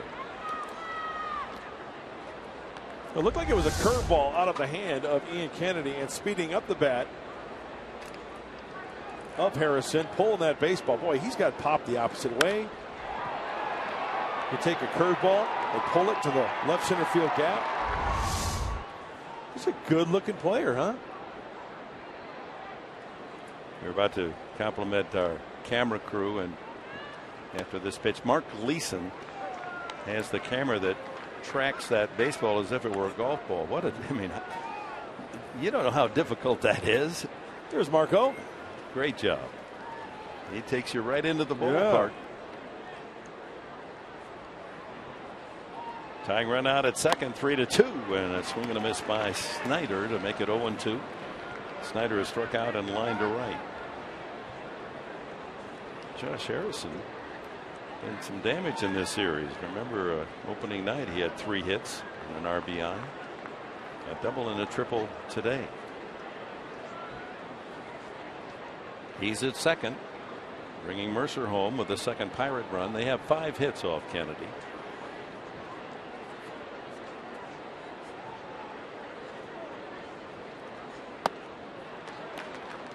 You know, I like what I see in Josh Harrison. And when the Dodgers were up in L.A. prior to here, he hit a foul ball, a rocket foul ball down the left field line off of Zach Greinke for strike. What did he do the next pitch? Opposite field, right center field for a home run. That, to me, is a kid using the whole field and having a great approach, especially against a pitcher like Zach Greinke. You bet. So that was a very impressive at-bat. Well, Greinke going into the game on the weekend had not given up more than 2 runs in any game, and I believe he gave up 2 in the first inning with the Harrison home run. Or was Harrison later? Somebody homered in that first inning. Maybe it was McCutchen. Only the 4th homer Greinke allowed all year. 1-2 now to Snyder.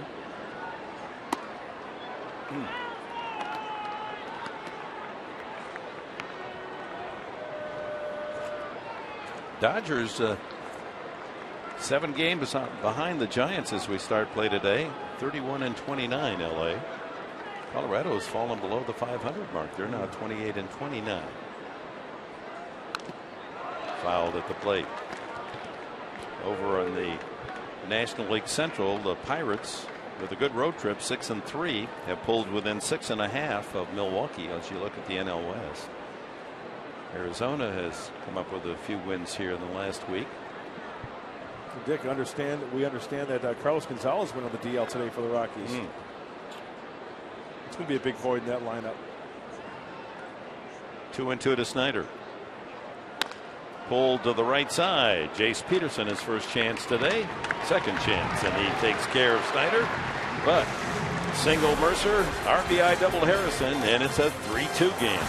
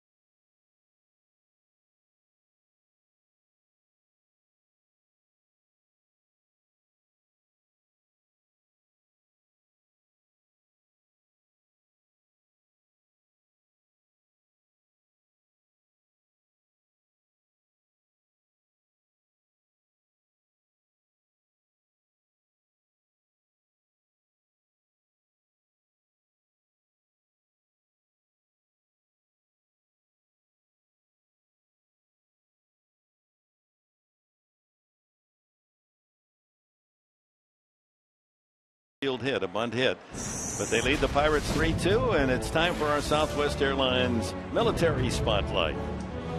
The deck of the USS Midway, top tourist attraction in San Diego, over $1 million a year to visit that museum, Naval Museum. It's a great day to spend in San Diego. It's great, isn't it? Quinton to lead off against Liriano in the 5th. Has a sacrifice fly and a strikeout today. Well, I'm sure this is one of those half innings where the Pirate relievers are up stretching in that bullpen, getting ready to get in there quickly. Liriano has been his own worst enemy in the game, giving up just the bunt single. But 6 walks and hit batsmen, and that's accounted for the Padres' 3-1 lead. Coming up on 99 pitches. 2-1 to Quinton.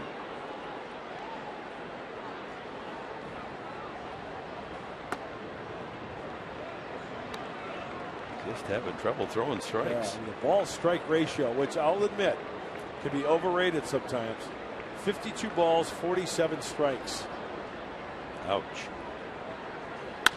Ground ball, the shift was on, and that's the second baseman Harrison over on the shortstop side for the first out of the fifth. Well, Saturday, a full day MLB action. It'll be the Indians and the Rangers on Fox Sports 1. And then baseball night in America on Fox as the Yankees square off against the Royals. Our MLB doubleheader begins Saturday at noon here in San Diego on Fox Sports 1 and continues at 4 o'clock Pacific time on Fox. And then 6:30 Fox Sports San Diego will have game 2 of the Padres series with the Washington Nationals. Breaking ball strike to Headley. No, this is Amarista's come into the game. This is a bit of a surprise. Maybe Headley is sore after being hit by that pitch earlier. And Amarista getting some duty here in the 5th inning.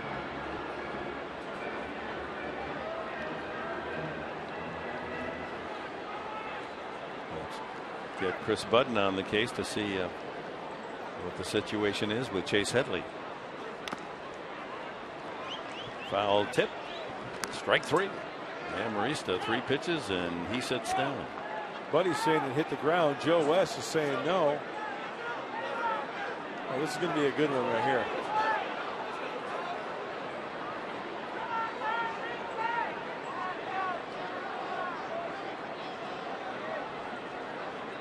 Yeah, I think Bud's having some fun with this one. That's Joe West to call upon the other umpires that they see if the ball might have bounced.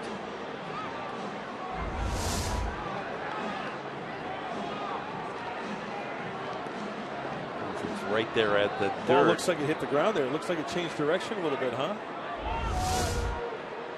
He's not going to challenge. It's another strikeout for Liriano. 6 for Liriano.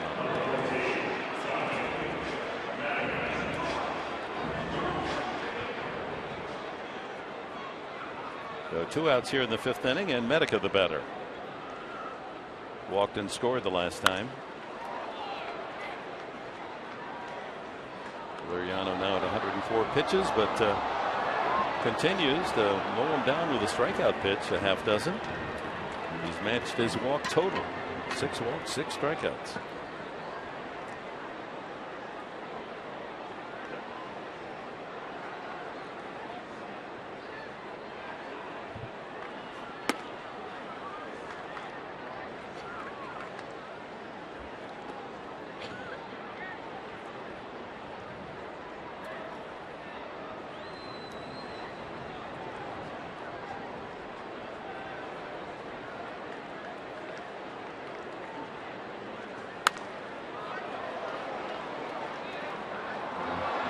Let's go back to the 1st inning.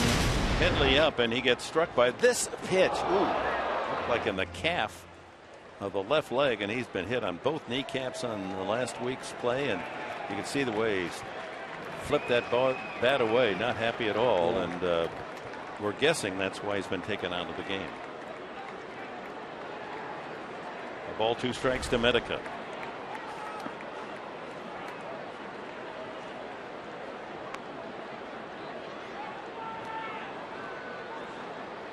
Padres 3, Pirates 2. We're in the last of the 5th inning at Petco. Struggling Liriano with his control, and yet has allowed just 1 hit, a bunt single by Cabrera.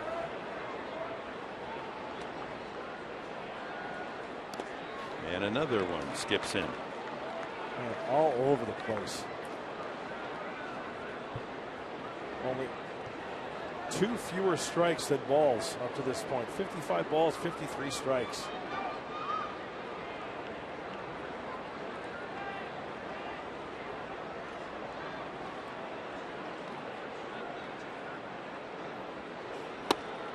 And he strikes out another. 7 strikeouts for Liriano. Padres go in order in the 5th. It's a 3-2 game. San Diego in the lead.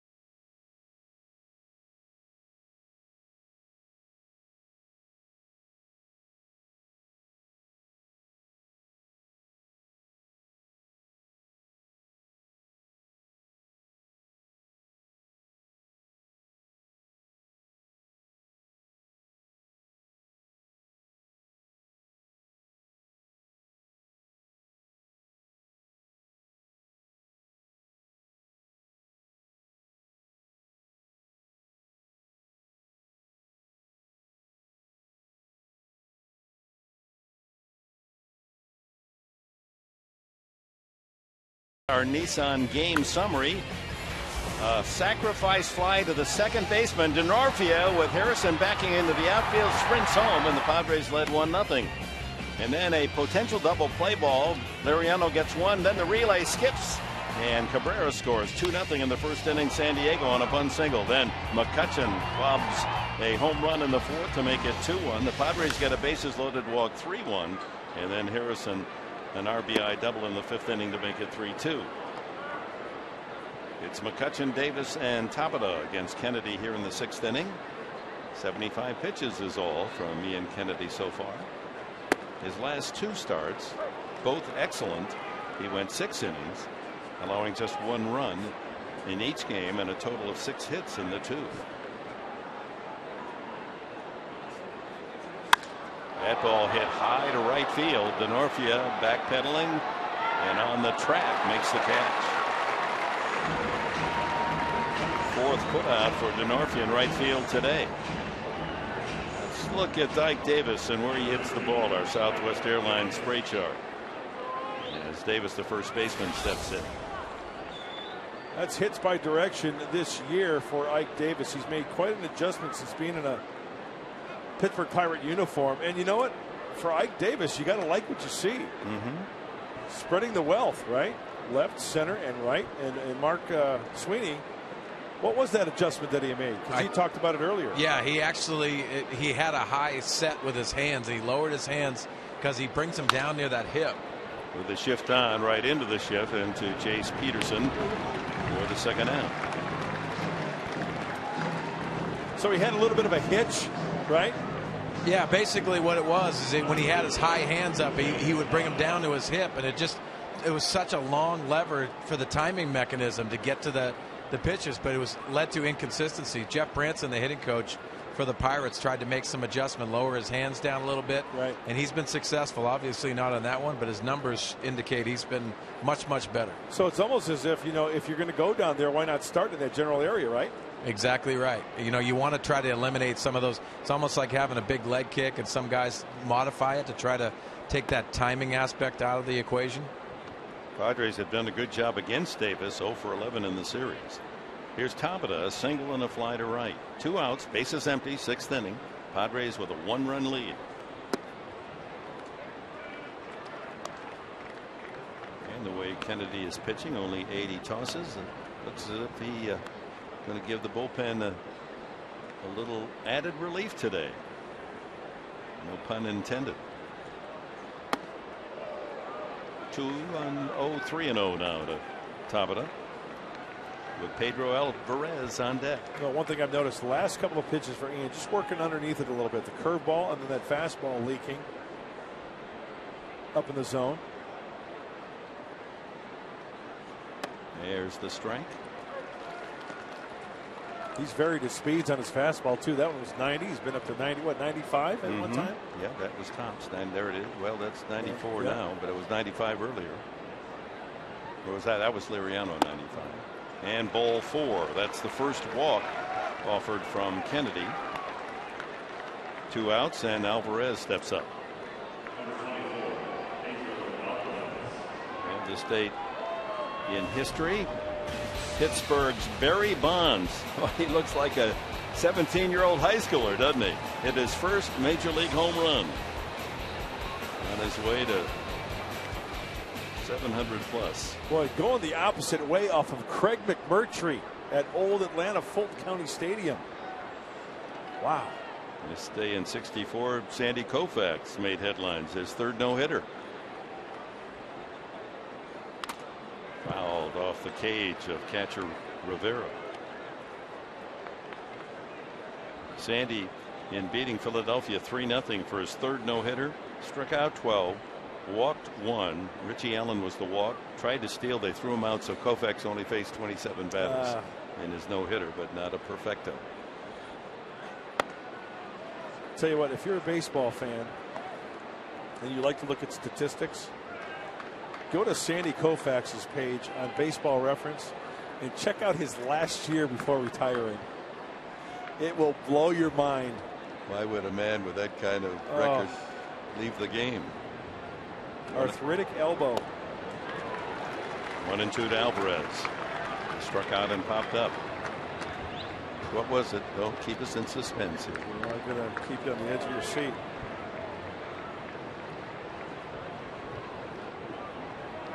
.73 ERA. Foul back. He was. Am I reading this correctly? He was 27-9 with a 1.73 ERA. He pitched 323 innings in 1966, and he called it quits. Take that, National League. Oh my goodness. Finished with 165 wins. I mean, he racked up the wins big time in the last 4 years of career.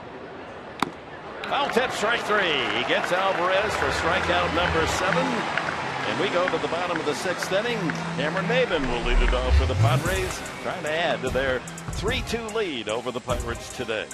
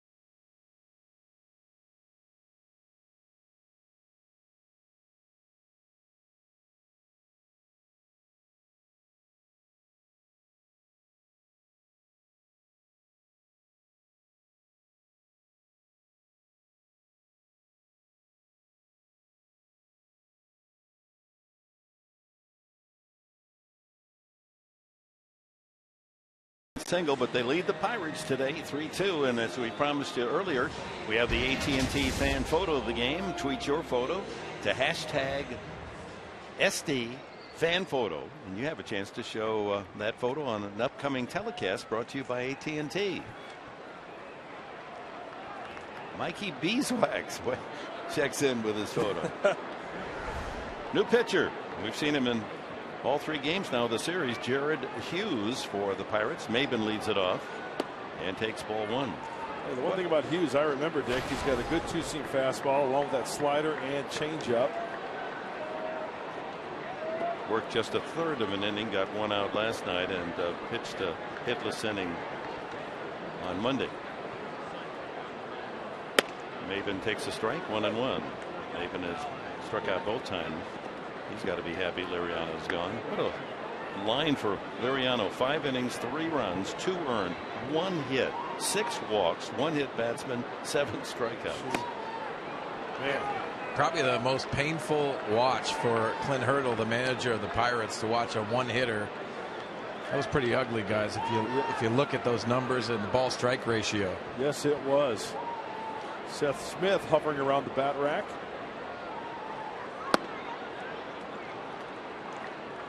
Two and 2 to Maybin. It'll be Maybin, Rivera, and Jace Peterson for the Padres. Nick Vincent getting loose.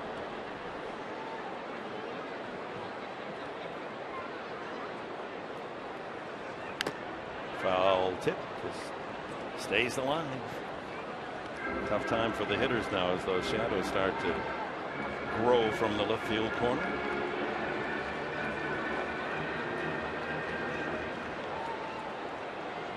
This is just a Chamber of Commerce day, isn't it? Just perfect. Yep. 72 degrees. Nice cool breeze off the ocean. Inside, and the count full to Maben. I'm not getting any of that ocean breeze down here, guys. Oh, come on. Thanks for telling us. How is it down in that ball? Oh, it's great. It's balmy. Yeah. It's half full down there. Come on, Mark. Another foul. Working up a lather down there. No, you can barely notice it. Seriously, it's fine. I got sunscreen on. Everything's good. Guys, hold on the papers. This is good. Hold on the papers. This doesn't really mean anything right there. That doesn't mean anything. Hey, Mark, hold on the paper. The breeze is blowing our papers around here in the booth. I just felt it. Give. That's all Sweeney does.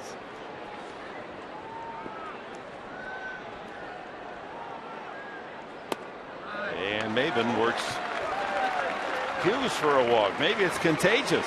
That's the 4th time in 6 innings Pirate pitchers have walked the leadoff man, and it's cost them 2 runs in a 3-2 lead. Maben with 1 stolen base, a threat to go. Rivera, a long check of Glenn Hoffman over at third before he steps in. Perfect hit and run situation here with, look how close Harrison's playing to second base. Yep.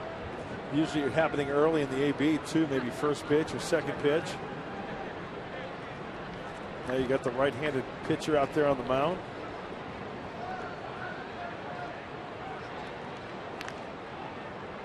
And Hughes thinking along those lines as well. A threat to go, Maben. You know, guys, playing with a lead is definitely beneficial for the Padres. We've seen very successful when they get ahead, but this is an opportunity, especially with Cameron Maben, to try to take that extra base, possibly set him in motion.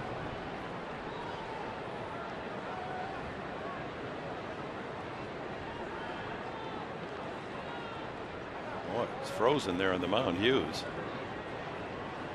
We saw earlier Seth Smith down the dugout grabbing a bat, so just speculating with the pitcher spot a couple away. But Black may be thinking if he has some base traffic, bring up Seth Smith as a pinch hitter for Kennedy.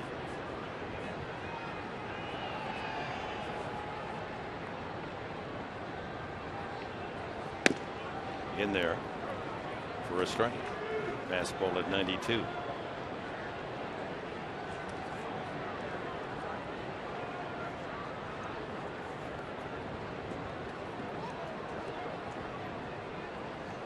Kennedy says, no, don't hit for me. I can handle the, can't say the ash anymore, the maple bats mostly now. Now they're thinking right along with him, huh? Pitch out, but no action from Maben. 1-1. So if you're going to steal or put on the hit and run, this would be the pitch, I would think. You know what? I pitch out again. That was pretty interesting too, Mark. Too, he had a slide step pitch out, so not many base stealers are going to go on that. You know what? I'd pitch out again. Take that risk going 2-1. You got the number 7 hitter up there, or a fastball away maybe. Jared Hughes in pitching all 3 games. That has delighted his family and friends. He grew up Rancho Santa Margarita High School and Long Beach State. Teammate of Evan Longoria and Troy Tulowitzki. Not a bad club.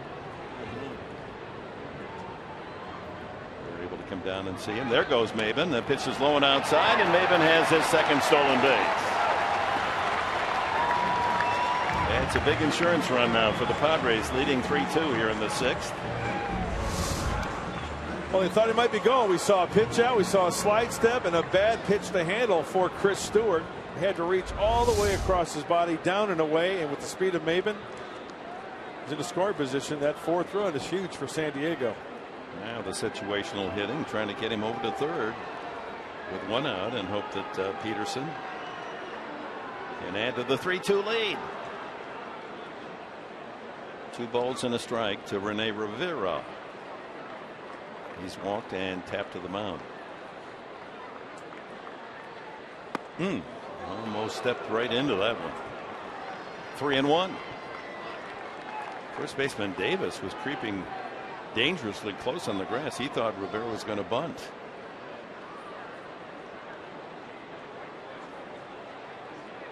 Now he moves back to a normal position.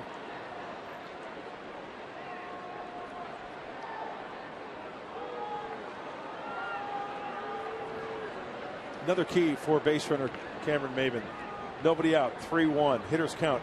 Gotta freeze on that line drive. If he squares one up right at the second baseman or at the third baseman, first baseman Davis trying to go the other way, you got to make sure that line drive goes through. Way outside. Back-to-back walks from the reliever Hughes. That's 8 walks from the Pirates today. Hey fans, enjoy year-round benefits and season tickets when you become a Padres season ticket member. Place your 2015 deposit now and you'll receive complimentary tickets to 5 games. Try 5 unique seating locations. Experience a membership event. Be first on hand to select the best seats. Get on the horn, dial 619-795-5555 and become a member today.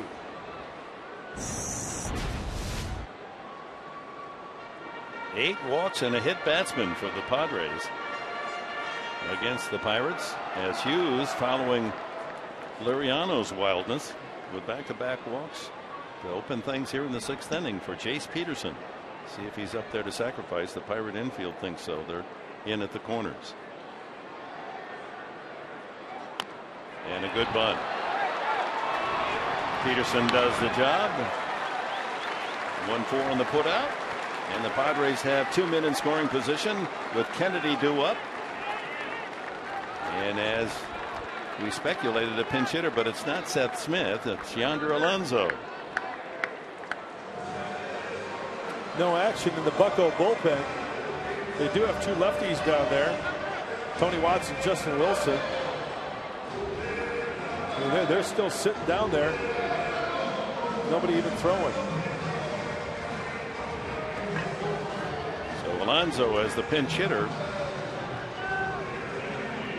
He's been up only 3 times this year off the bench. 0 for 3 as a pinch hitter. Kennedy's day is through. He stands to win it and hopes that his teammates can pick up a couple of insurance runs here. So 3 straight times Kennedy has gone 6 innings, allowing 1 run, and today 2 runs. And Alonso isn't going to get the hit. They're going to walk him. So that's why they didn't use Seth Smith, in case they were going to fill the bases. And this is the 3rd walk of the inning. Bases loaded on walks in the 4th, and then a walk with the bases loaded scored a run. That was Denorfia with the bases loaded, and he's going to come up again with the bases loaded on walks.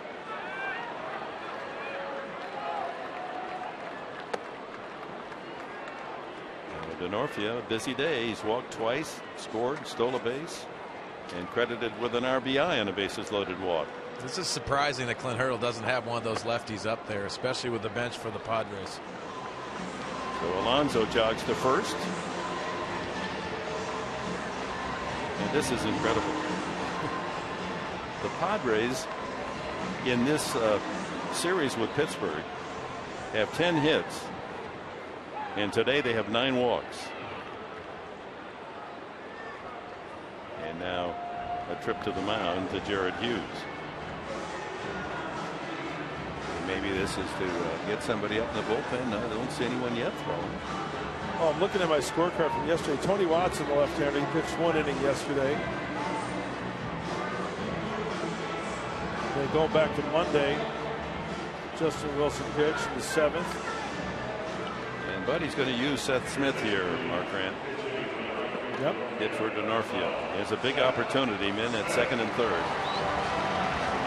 Get up the man with the best average, most home runs, most doubles, most triples. Trying to give the Padres a couple of extra runs. Denorfia, good job with a couple of walks and the steal, and scored a run and knocked in one. If you can call a knock in a bases loaded walk. He's now a cheerleader for Seth Smith. Bases loaded. All on walks again.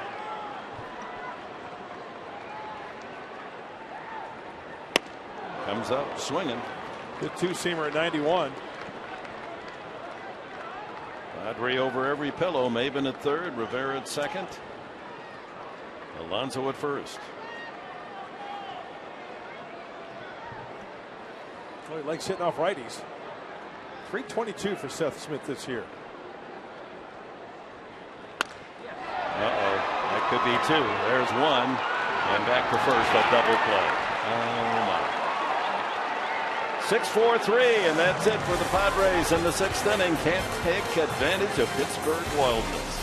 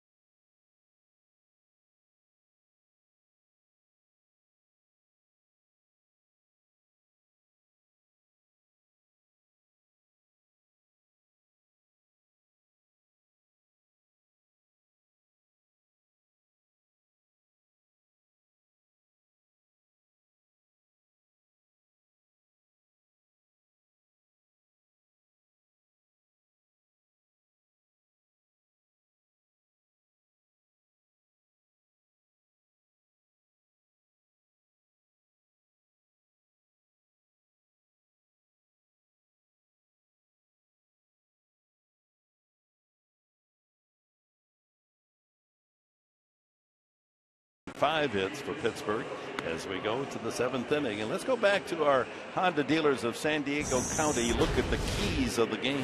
Well, early on, we said keep the Chicago fire burning, and that was leaning towards Ian Kennedy because he beat the Cubs and the White Sox in succession. Hey, he rolled a 6 again today. Only 2 earned runs. He walked 1. He punched out 7, so the strikeout total going up. And string some hits together. Well, hasn't been the case up to this point. Only 1 hit. And Everett Cabrera bunt single for the Padres. And that was in the 1st inning when they dropped a deuce on these Pirates. And that's where we stand. 3-2 San Diego into the top of the 7th. Pirates pitching 9 walks and a hit batsman plus an error. And that's factored into the 3-2 lead. But plenty of opportunities to do big time damage with all the wildness. But Pittsburgh pitchers coming up with the right pitch at the right time as Nick Vincent takes the hill with Seth Smith replacing Denorfia in right field. Mercer to lead it off. Somebody on Joe West from that dugout. Lots of barking going on.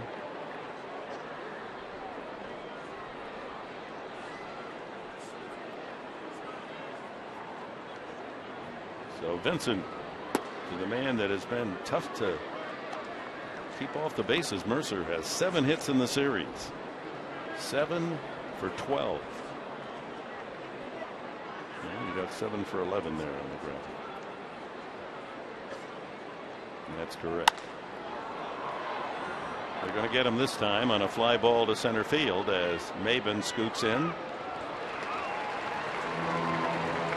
1 away. Don't you just love this game, Professor? You never know what you're going to see when you come to the ballpark, huh? I mean, there's not been a game like this all year where the opposing team has just been incredibly generous in putting men on base. 11 base runners, 9 on walks, a hit batsman, and an error. And 1 infield hit, and you got the lead 3-2. You can't beat fun at the old ballpark. You can't. But it's tough to get really excited on a bases loaded walk. You know what I mean? I mean, you'd like to see something crushed. Bullpen busy for the Pirates. Looks like they're getting that left-hander ready. Tony Wilson. Chris Stewart has flied to right and struck out. Well, Kennedy, true to form, who's averaged more than a strikeout per inning all season, had 7 strikeouts in his 6 innings. 2 runs on 5 hits. He walked only 1. 2-1 to Stewart. Starling Marte is in the on deck circle. Will pinch hit for Jared Hughes.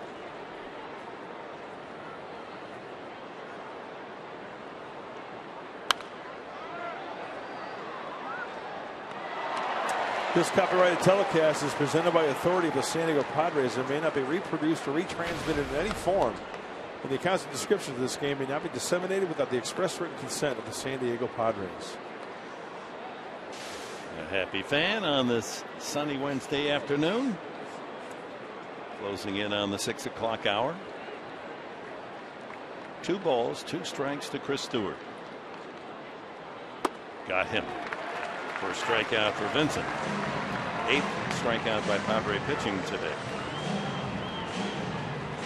We know Nick Vincent throwing the cutter, throwing the slider. This looks like a 4-seam fastball. It looks pretty straight going up and away. So with 2 outs, Clint Hurdle calls upon Starling Marte to pinch hit.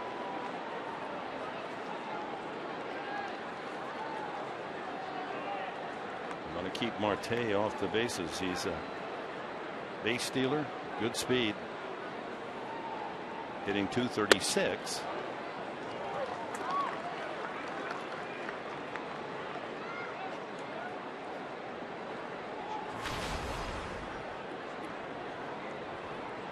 Has some power as well. Oh, late on that swing, and there's where the shadows might start to affect the play. Don't quite see pick up the ball as quickly. It'll really be tough when they grow a few feet more. Yeah.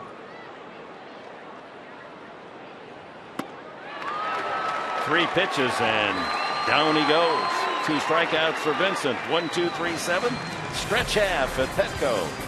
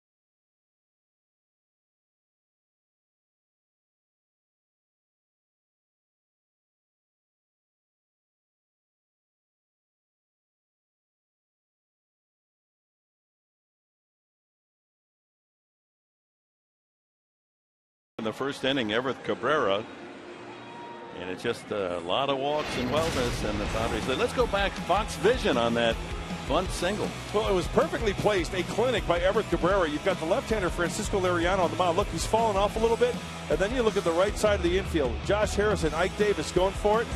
He deadened it. He placed it perfectly. That's the lone hit this afternoon as we go on the bottom of the 7th here, and the Padres still have the lead, 3-2. Boy, just when you think that you saw it all, right? That's right. The Padres leading 3-2 on a 45-foot single. Their only hit of the game. And here's the man that mastered that perfect bunt, Everett Cabrera. And you know what, Dick? As Tony Watson comes in, the left-hander, I'm looking at my scorebook. correct me if I'm wrong, but a Pirate outfielder has yet to touch a baseball today. No, yeah, let's see. That's right. The sacrifice fly was to the second baseman, Harrison. Oh, this is a weird one. I love this game. Of course you do. Francisco Liriano, 5 innings, allowed 3 runs, 2 earned, 1 hit. That bunt single, 6 walks, a hit batsman, struck out 7.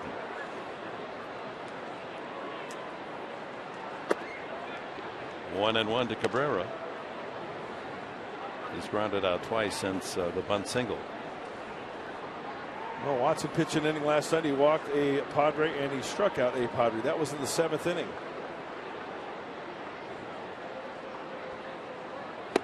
Jared Hughes working the 6th, dodged a bullet, walked 3 men, walked the bases loaded, 1 out, but got Smith to bounce into a double play. No damage done.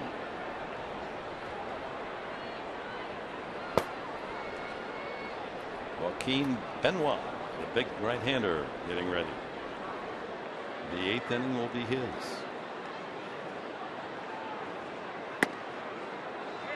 Two and two.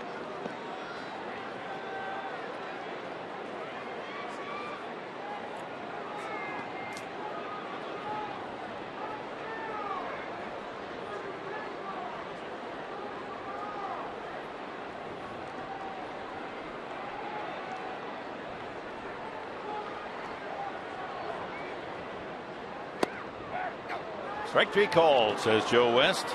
Cabrera didn't agree. And that takes us to our Bill Howe play of the game. And it is that one hit of the Padres, Everth Cabrera. Well, I guess not. They're going to give Quentin sacrifice fly to the second baseman. The Bill Howe play of the game. Well, that's about as unusual as you're going to get. That's right. Sacrifice fly to the second baseman. Wait a minute, where is the moon and stars and planets tonight?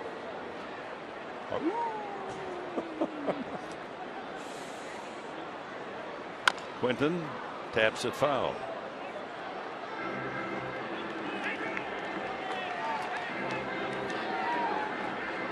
Remember that one game when the Padres won 1-0, and it was Chase Heather that came around. It was a foul ball, then he tagged up and scored. Was it right down the right field line? 2 years ago. First baseman caught it going away. Yeah, that was a crazy game as well.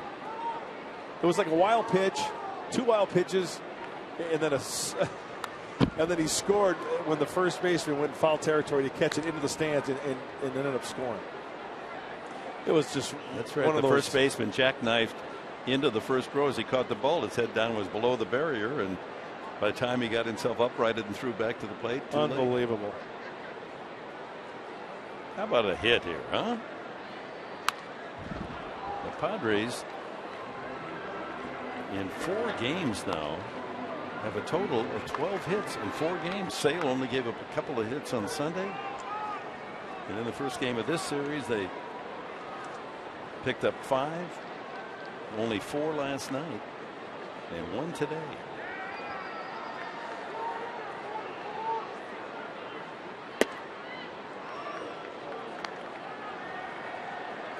There's a fan out there in the left field bleachers beckoning to Quinn. Come on, come on, I want one. Give me one.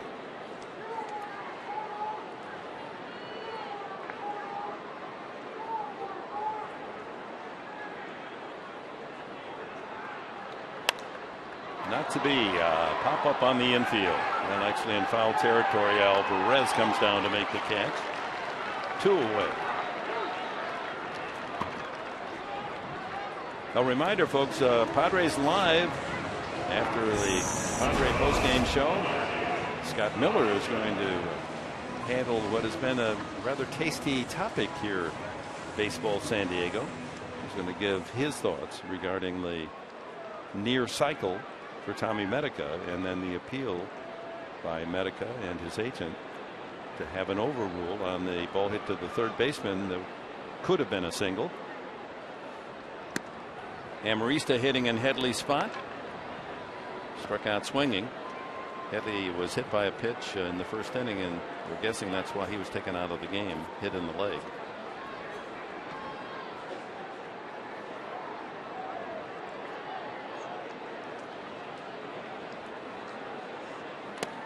Whoa.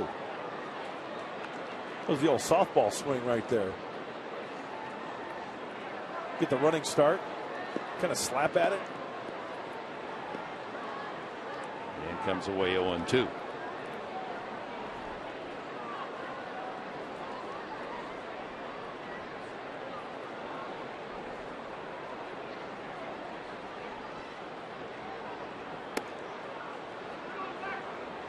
Watson has got that easy motion at 96 as well. Not a violent delivery by any means. Ball jumps out of his hand.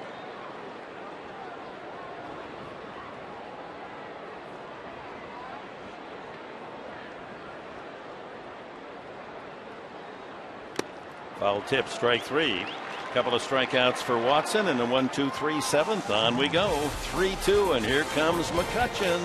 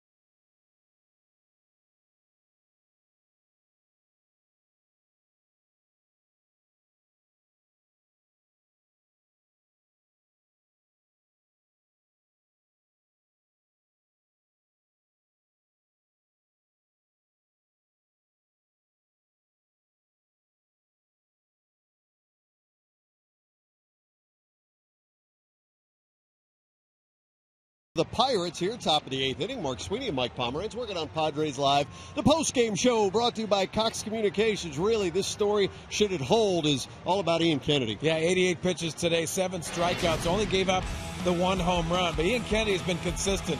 And you see the stuff, locating the fastball, also the changeup elevated that he got away with. But Ian Kennedy is giving this team an opportunity to win ball games, and I love his effort.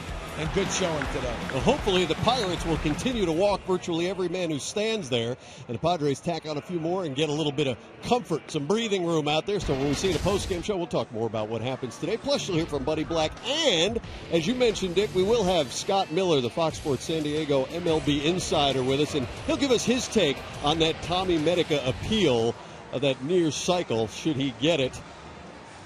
Scotty Miller will tell us, what that basically means in his mind inside the dugout in the clubhouse. So we'll have that for you after the final out. All right, we'll be tuned in. Thanks, Mike and Mark. Just underline the point on Ian Kennedy. That was his 13th start today, and he's gone 11 times, 6 innings or more. Benoit, the 8th inning specialist, 26th appearance of the year. And he's got the top of the order. Venable comes into the game in right field. Smith shifts from right to left field. If you're keeping score, put Benoit in Carlos Quinton's spot, 3rd in the batting order. Josh Harrison has been the hitting star in the game, a double RBI double and a triple for the leadoff man. Lined out the other time to second base. And Benoit falls behind 2-0. Harrison, Snyder, and then Andrew McCutchen in the Pirates' 8th inning.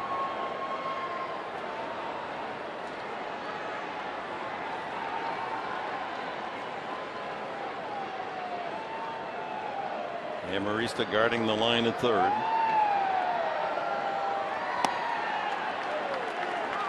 A good two-seam fastball by Benoit. 96. Yeah, last time he was out there was in Chicago on Saturday, so he's well rested.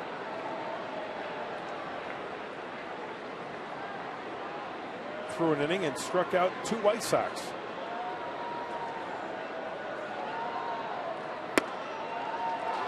Outside, 3-1.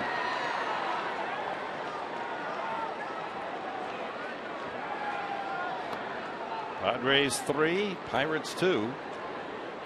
Top of the 8th.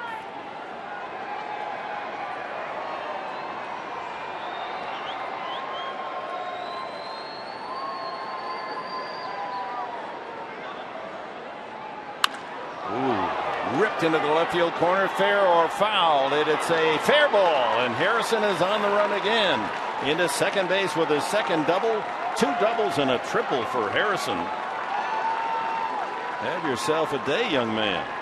With a tying run aboard at second base with no one out here in the 8th.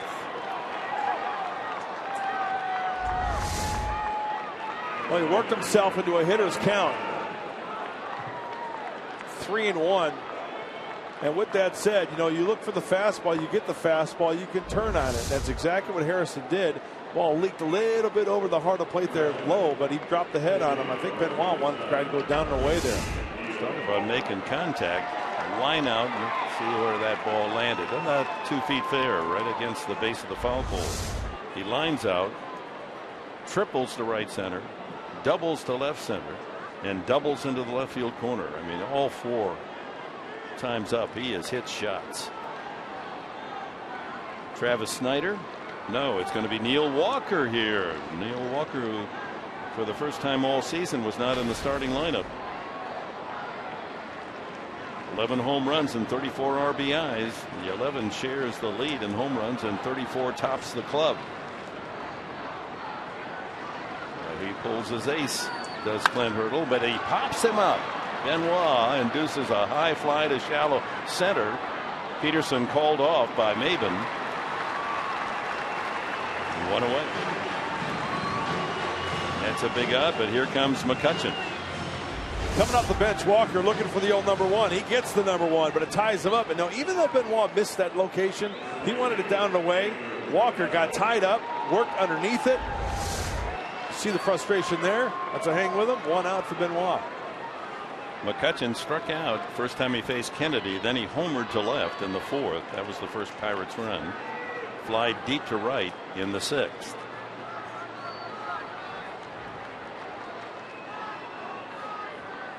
For 2 against Benoit in their previous meetings. Well, let's see if McCutchen tries to attack a fastball early in the count. One of the first 2 pitches, or as Mark Melanson heats up for the Pirates, or if Benoit starts him off with a changeup. It was a changeup that he hit out of the ballpark off Ian Kennedy in the 4th inning.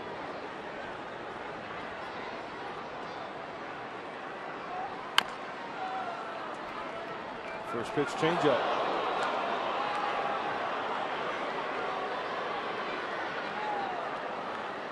That's a good looking stat right there. Highest winning percentage when leading after 7. That's a good percentage when the right side number is 0. Miami 21-0 and the Padres 18-0. But look at the Giants, 30-1. Best record in all of baseball at home, the Giants, 19-9.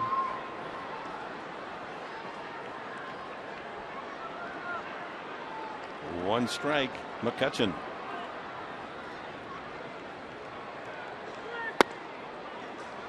Low and in, 1-1. And Benoit can slow it down, snail's pace. But you know what, though? If he's going to put up the numbers like he's put up and hold those hitters and get outs, sometimes hitters get a little antsy, right? He might swing at some pitches they don't normally do, but McCutchen's pretty disciplined up there at the plate. And he fouls another changeup out in front both times. The 1-2 in Benoit's favor here in this duel.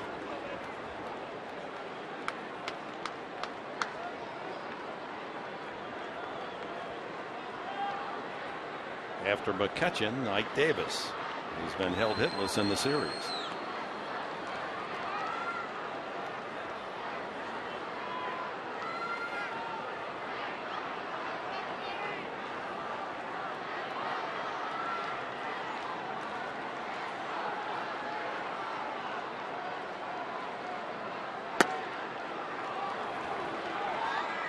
Six wide. 2-2.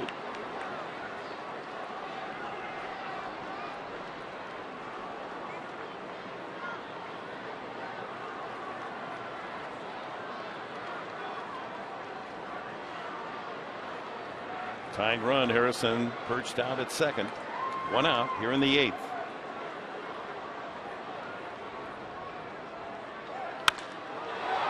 Hit well to right center. Drifting back is Maben to make the catch, and Harrison tags and advances to third, 2 away.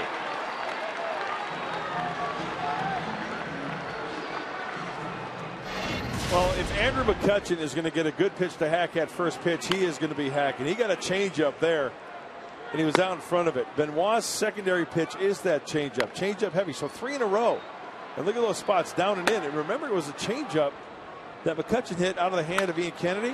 Well, he went that last pitch. Boy, that was right there for him. And out in front just a little bit. Just goes to show you a matter of inches. Out in front, working underneath it a little bit, and the easy fly ball to Cameron Maben in center field. So the tying run 90 feet away for the Pirates with Harrison there at third. Ike Davis 0 for 3. Flied out, struck out, grounded out. They've got the shift on Ike Davis. 3 infielders on that right side. We've seen a lot of that. Well, here's a case where you might be tempted not to want to pull the ball. You've got all that room on the left side because Amarista is playing close to third. Try to just punch a ball through that left side.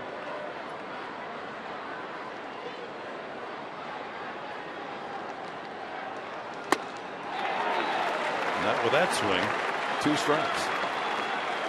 Trying to catch up to that 96-mile-an-hour heater as well. That's placed on the inside part of the plate. Good luck trying to catch up to that. Benoit looks fresh. Crisp. Good fastball. 2-strike pitch.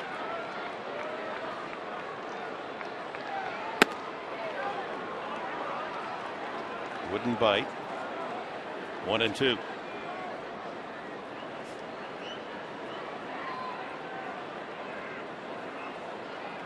Harrison with the leadoff double has moved to third. 2 gone.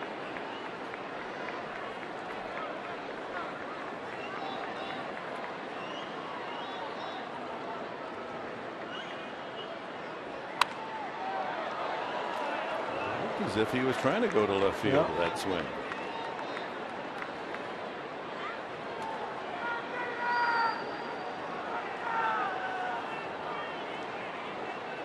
$17,923 on this gorgeous Wednesday afternoon.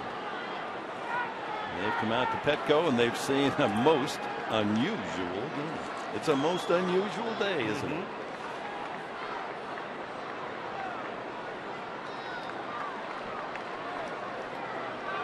Rogers and Hammerstein, isn't that from Oklahoma? It's a most unusual day. Where the wind comes sweeping down the plain. Well, that's another song about Oklahoma, yeah. Hopefully everything is A-OK in this inning here with Benoit getting out of this with that runner left out third. And remember earlier, Dick, we talked about the spray chart of Ike Davis. Remember, he was utilizing the whole field. Yeah. It was pretty well spread out, but he's got to look out there and see that shortstop area and think, oh my goodness gracious, look at all that room out there. That's what I'm thinking. Benoit trying to keep the ball inside. Every pitch has been middle or in or all the way inside. 1-2. And there he goes left side, but Amarista's there. Across for the out, and the inning is over. Boy, the alignment defensively is just incredible, isn't it? Padres still up 3-2.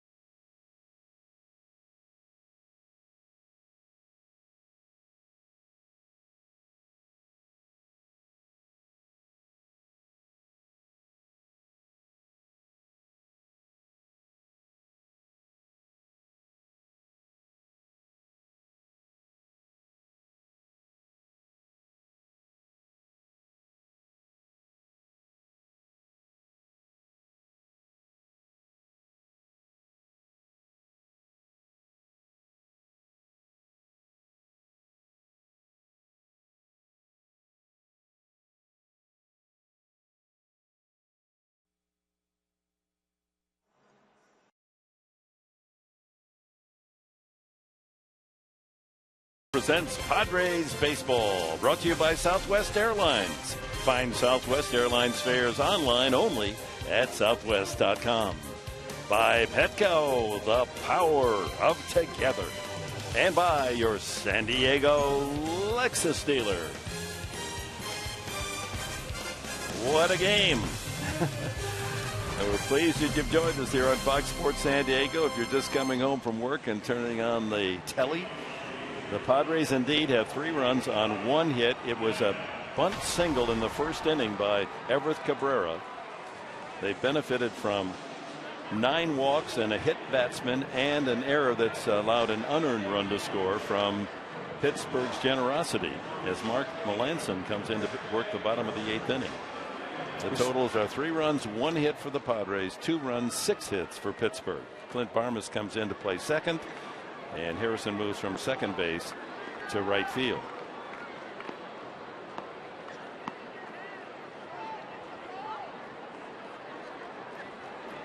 Tommy Medica safe on a fielder's choice, but on that ground ball potential double play, Harrison playing second, 1 hopped his throw over to first, and that allowed Cabrera to score an unearned run in the first inning. Strike 1. Well, good curveball from Melanson. We saw him last night. Struck out 2 Padres in 1 inning. Mr. Perfect, Houston Street, warming up. 17 for 17.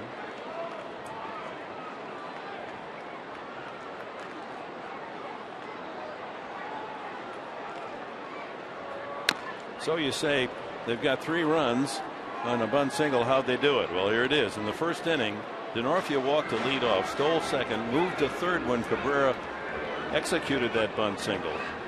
Quinton hit a sacrifice fly, get this, to the second baseman. DeNorfia scored. And then Cabrera scored on the air on the double play ball hit by Medica. The other run scored when starter Francisco Liriano in the 4th inning walked 4 men. DeNorfia up, forced in the run. That's the 3 runs. 2 strikes now to Medica. Now the Pirates hammered their runs, their 2. A home run by Andrew McCutchen, his 6th of the year. And an RBI triple from Josh Harrison in the 5th inning off Ian Kennedy. 3-2.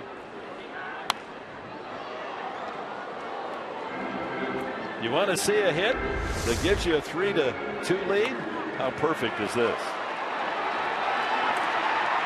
He could not place that ball any better by going out there and throwing that baseball on that grass. Perfectly executed by Everett Cabrera. Yeah, I need in terms of accuracy to correct myself. I've been calling that a 45-foot single. It was about a 75-foot single. Take that, Pittsburgh. Chases Medica. And the play at first base, 2-3 on the putout. That's the 10th strikeout for Pittsburgh.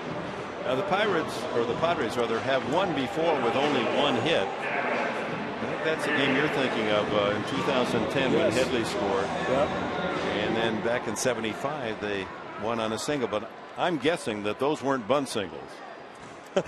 Yeah, Johnny Grubb going way back in 1975. Cameron Maben has struck out twice and walked.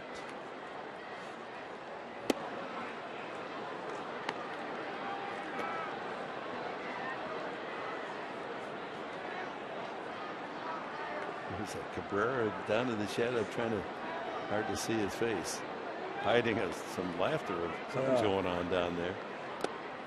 He went around 1-1. Melanson has got that good curveball working. 12-6. He also throws a cutter, fastball, and a changeup, along with that number 2.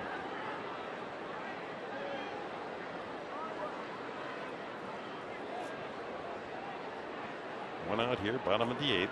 3-2 Padres.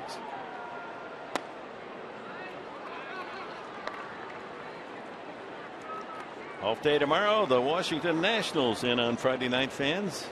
Beer Fest Friday night. Saturday, looks as if it might be Andrew Kastner on the mound, and that'll be the big Saturday night baseball night in San Diego, the beach towel giveaway. Ground ball to the left side, and there's Mercer to field and throw. 2 away. Brings up Rivera, the catcher, who has walked twice today.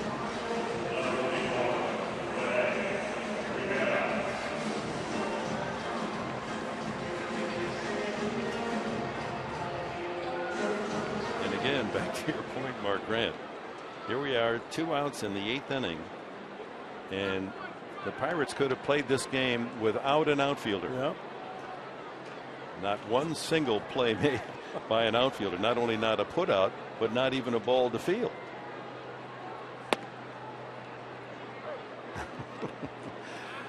Oh, yes, indeed. A beautiful, unpredictable game. Once again, you'd win a bar bet on this game, right? You give somebody a summary saying 3-2 at this point and no outfielders touch the ball, only one hit. I mean, that's. I'll take that. Yeah.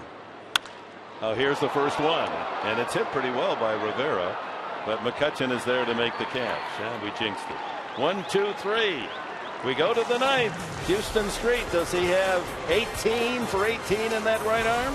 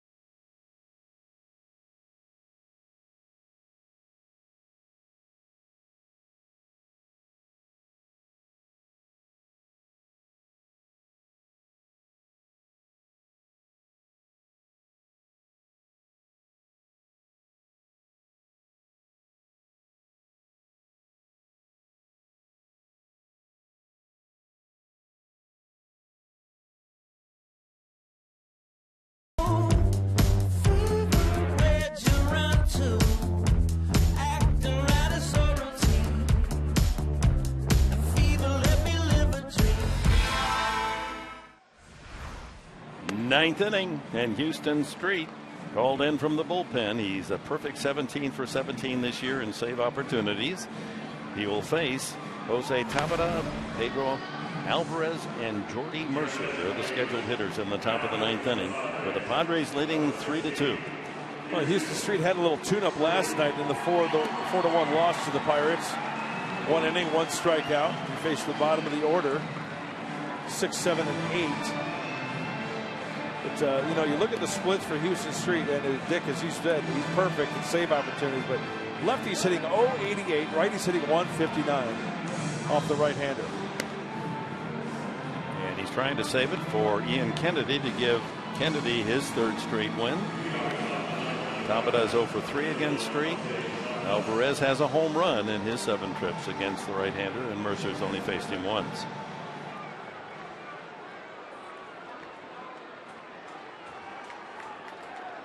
So Street trying to close the door on a remarkable afternoon of baseball here at Petco. In a great last 3 games. 1 inning each. Zeros all the way across. 1 walk, a couple of punchies. Tabata has a single and a walk, 1 for 2.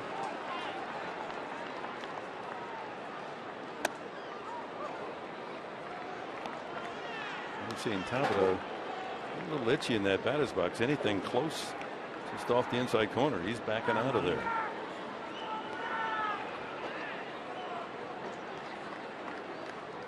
That ball was in the middle of the plate, but high. Center field. Maben. 1 away. 5th putout for Maben today as we check our Carl's Jr. star of the game, Ian Kennedy. 6 innings, 2 runs, just 5 hits, a walk, and 7 strikeouts for one of the strikeout leaders in the National League. Ian Kennedy 2 outs away from 3 wins in a row and his 5th victory of the season. Our Carl's Jr. star of the game. Alvarez, dangerous power hitter, a couple of strikeouts and a pop-up against Kennedy. Homered last night. How about the pitching line of Liriano? He went 5 innings to start, allowed 3 runs, 2 earned, the 1 hit, 6 walks, a hit batsman, and 7 strikeouts. He threw 109 pitches, and 55 were balls, 54 were strikes. That's in there. 1-1. Koji Uehara, Boston also perfect, 11 for 11, but Houston with more opportunities, best in baseball in that save category. There's a base hit, Alvarez to center field. So the tying run on. And it'll bring up Jordy Mercer. 7th hit of the day for the Pirates. I think this is where Houston Street wanted to throw it. Maybe, that's off the plate. My goodness, great plate coverage by Pedro Alvarez. I mean, if taken, that's a ball, called ball. He just goes and flicks it, but that's exactly where Houston Street wants to throw it. You can't get hurt out there. Single isn't going to beat you. Right. Now the infield sets up for a possible double play. A couple of flyouts and a single for Mercer, who win the series 7 for 12.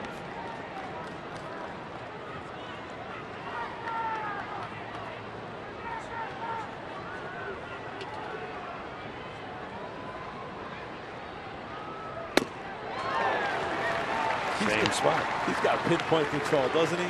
That slider he missed for ball 1. He goes right back out there, and Mercer offers at it. By the way, that'd be a good time for Mercer's 5th double play ground into. He's got 4 on the season. You can see what Street's trying to do. Keep it down, keep it away, maybe pull something, but we've seen him use the whole field in this series. Again, on opening night, he hit the long home run. There's another slider. But all the other hits in the series have been to center and right center, line drive singles. A ball, 2 strikes.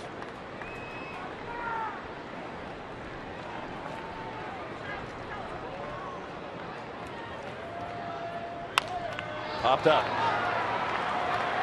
Tough play for Rivera, but he makes it 2 away. That ball curling back toward fair territory, but Rivera plays it perfectly, and now down to the final out. And Russell Martin will pinch hit for Chris Stewart.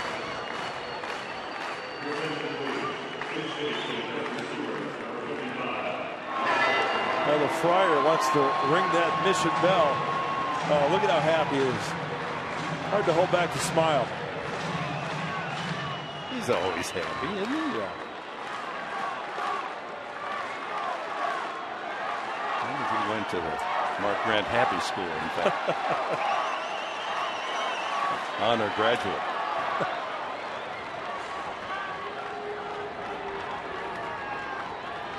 Outfield playing deep, no doubles. Infield playing back. Alvarez has stolen a few bases, a big man, but he can run. Martin takes strike 1. Former Dodger, former Yankee, played in the first 2 games of the series. Struck out 3 times on Monday night. Was 1 for 3 last night, a single and a walk.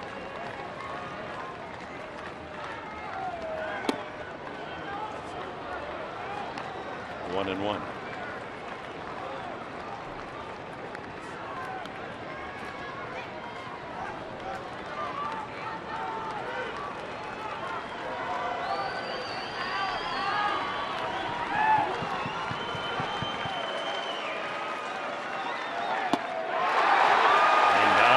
Final strike.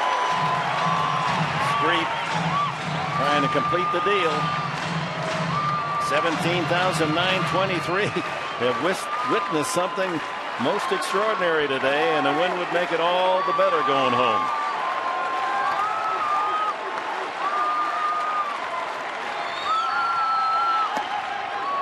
Two and two.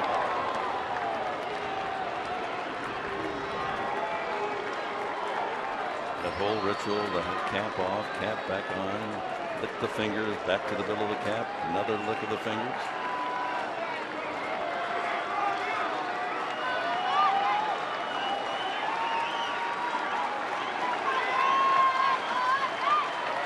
And the Padres win 3-2 on a bunt single. Well, we got away with one there. That one was elevated. It was a hanger, and luckily for Houston Street, Russell Martin was just a little bit out in front of it. Look at that hanging slider. Front side exposed, open up a little bit too quickly. Trying to that barrel of the bat rolling over the top of it for the foul ball. 3-2, down to the final strike.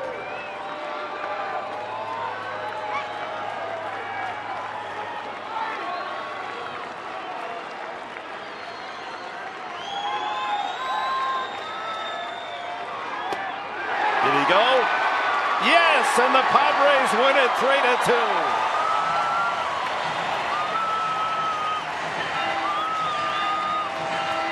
An unbelievable victory.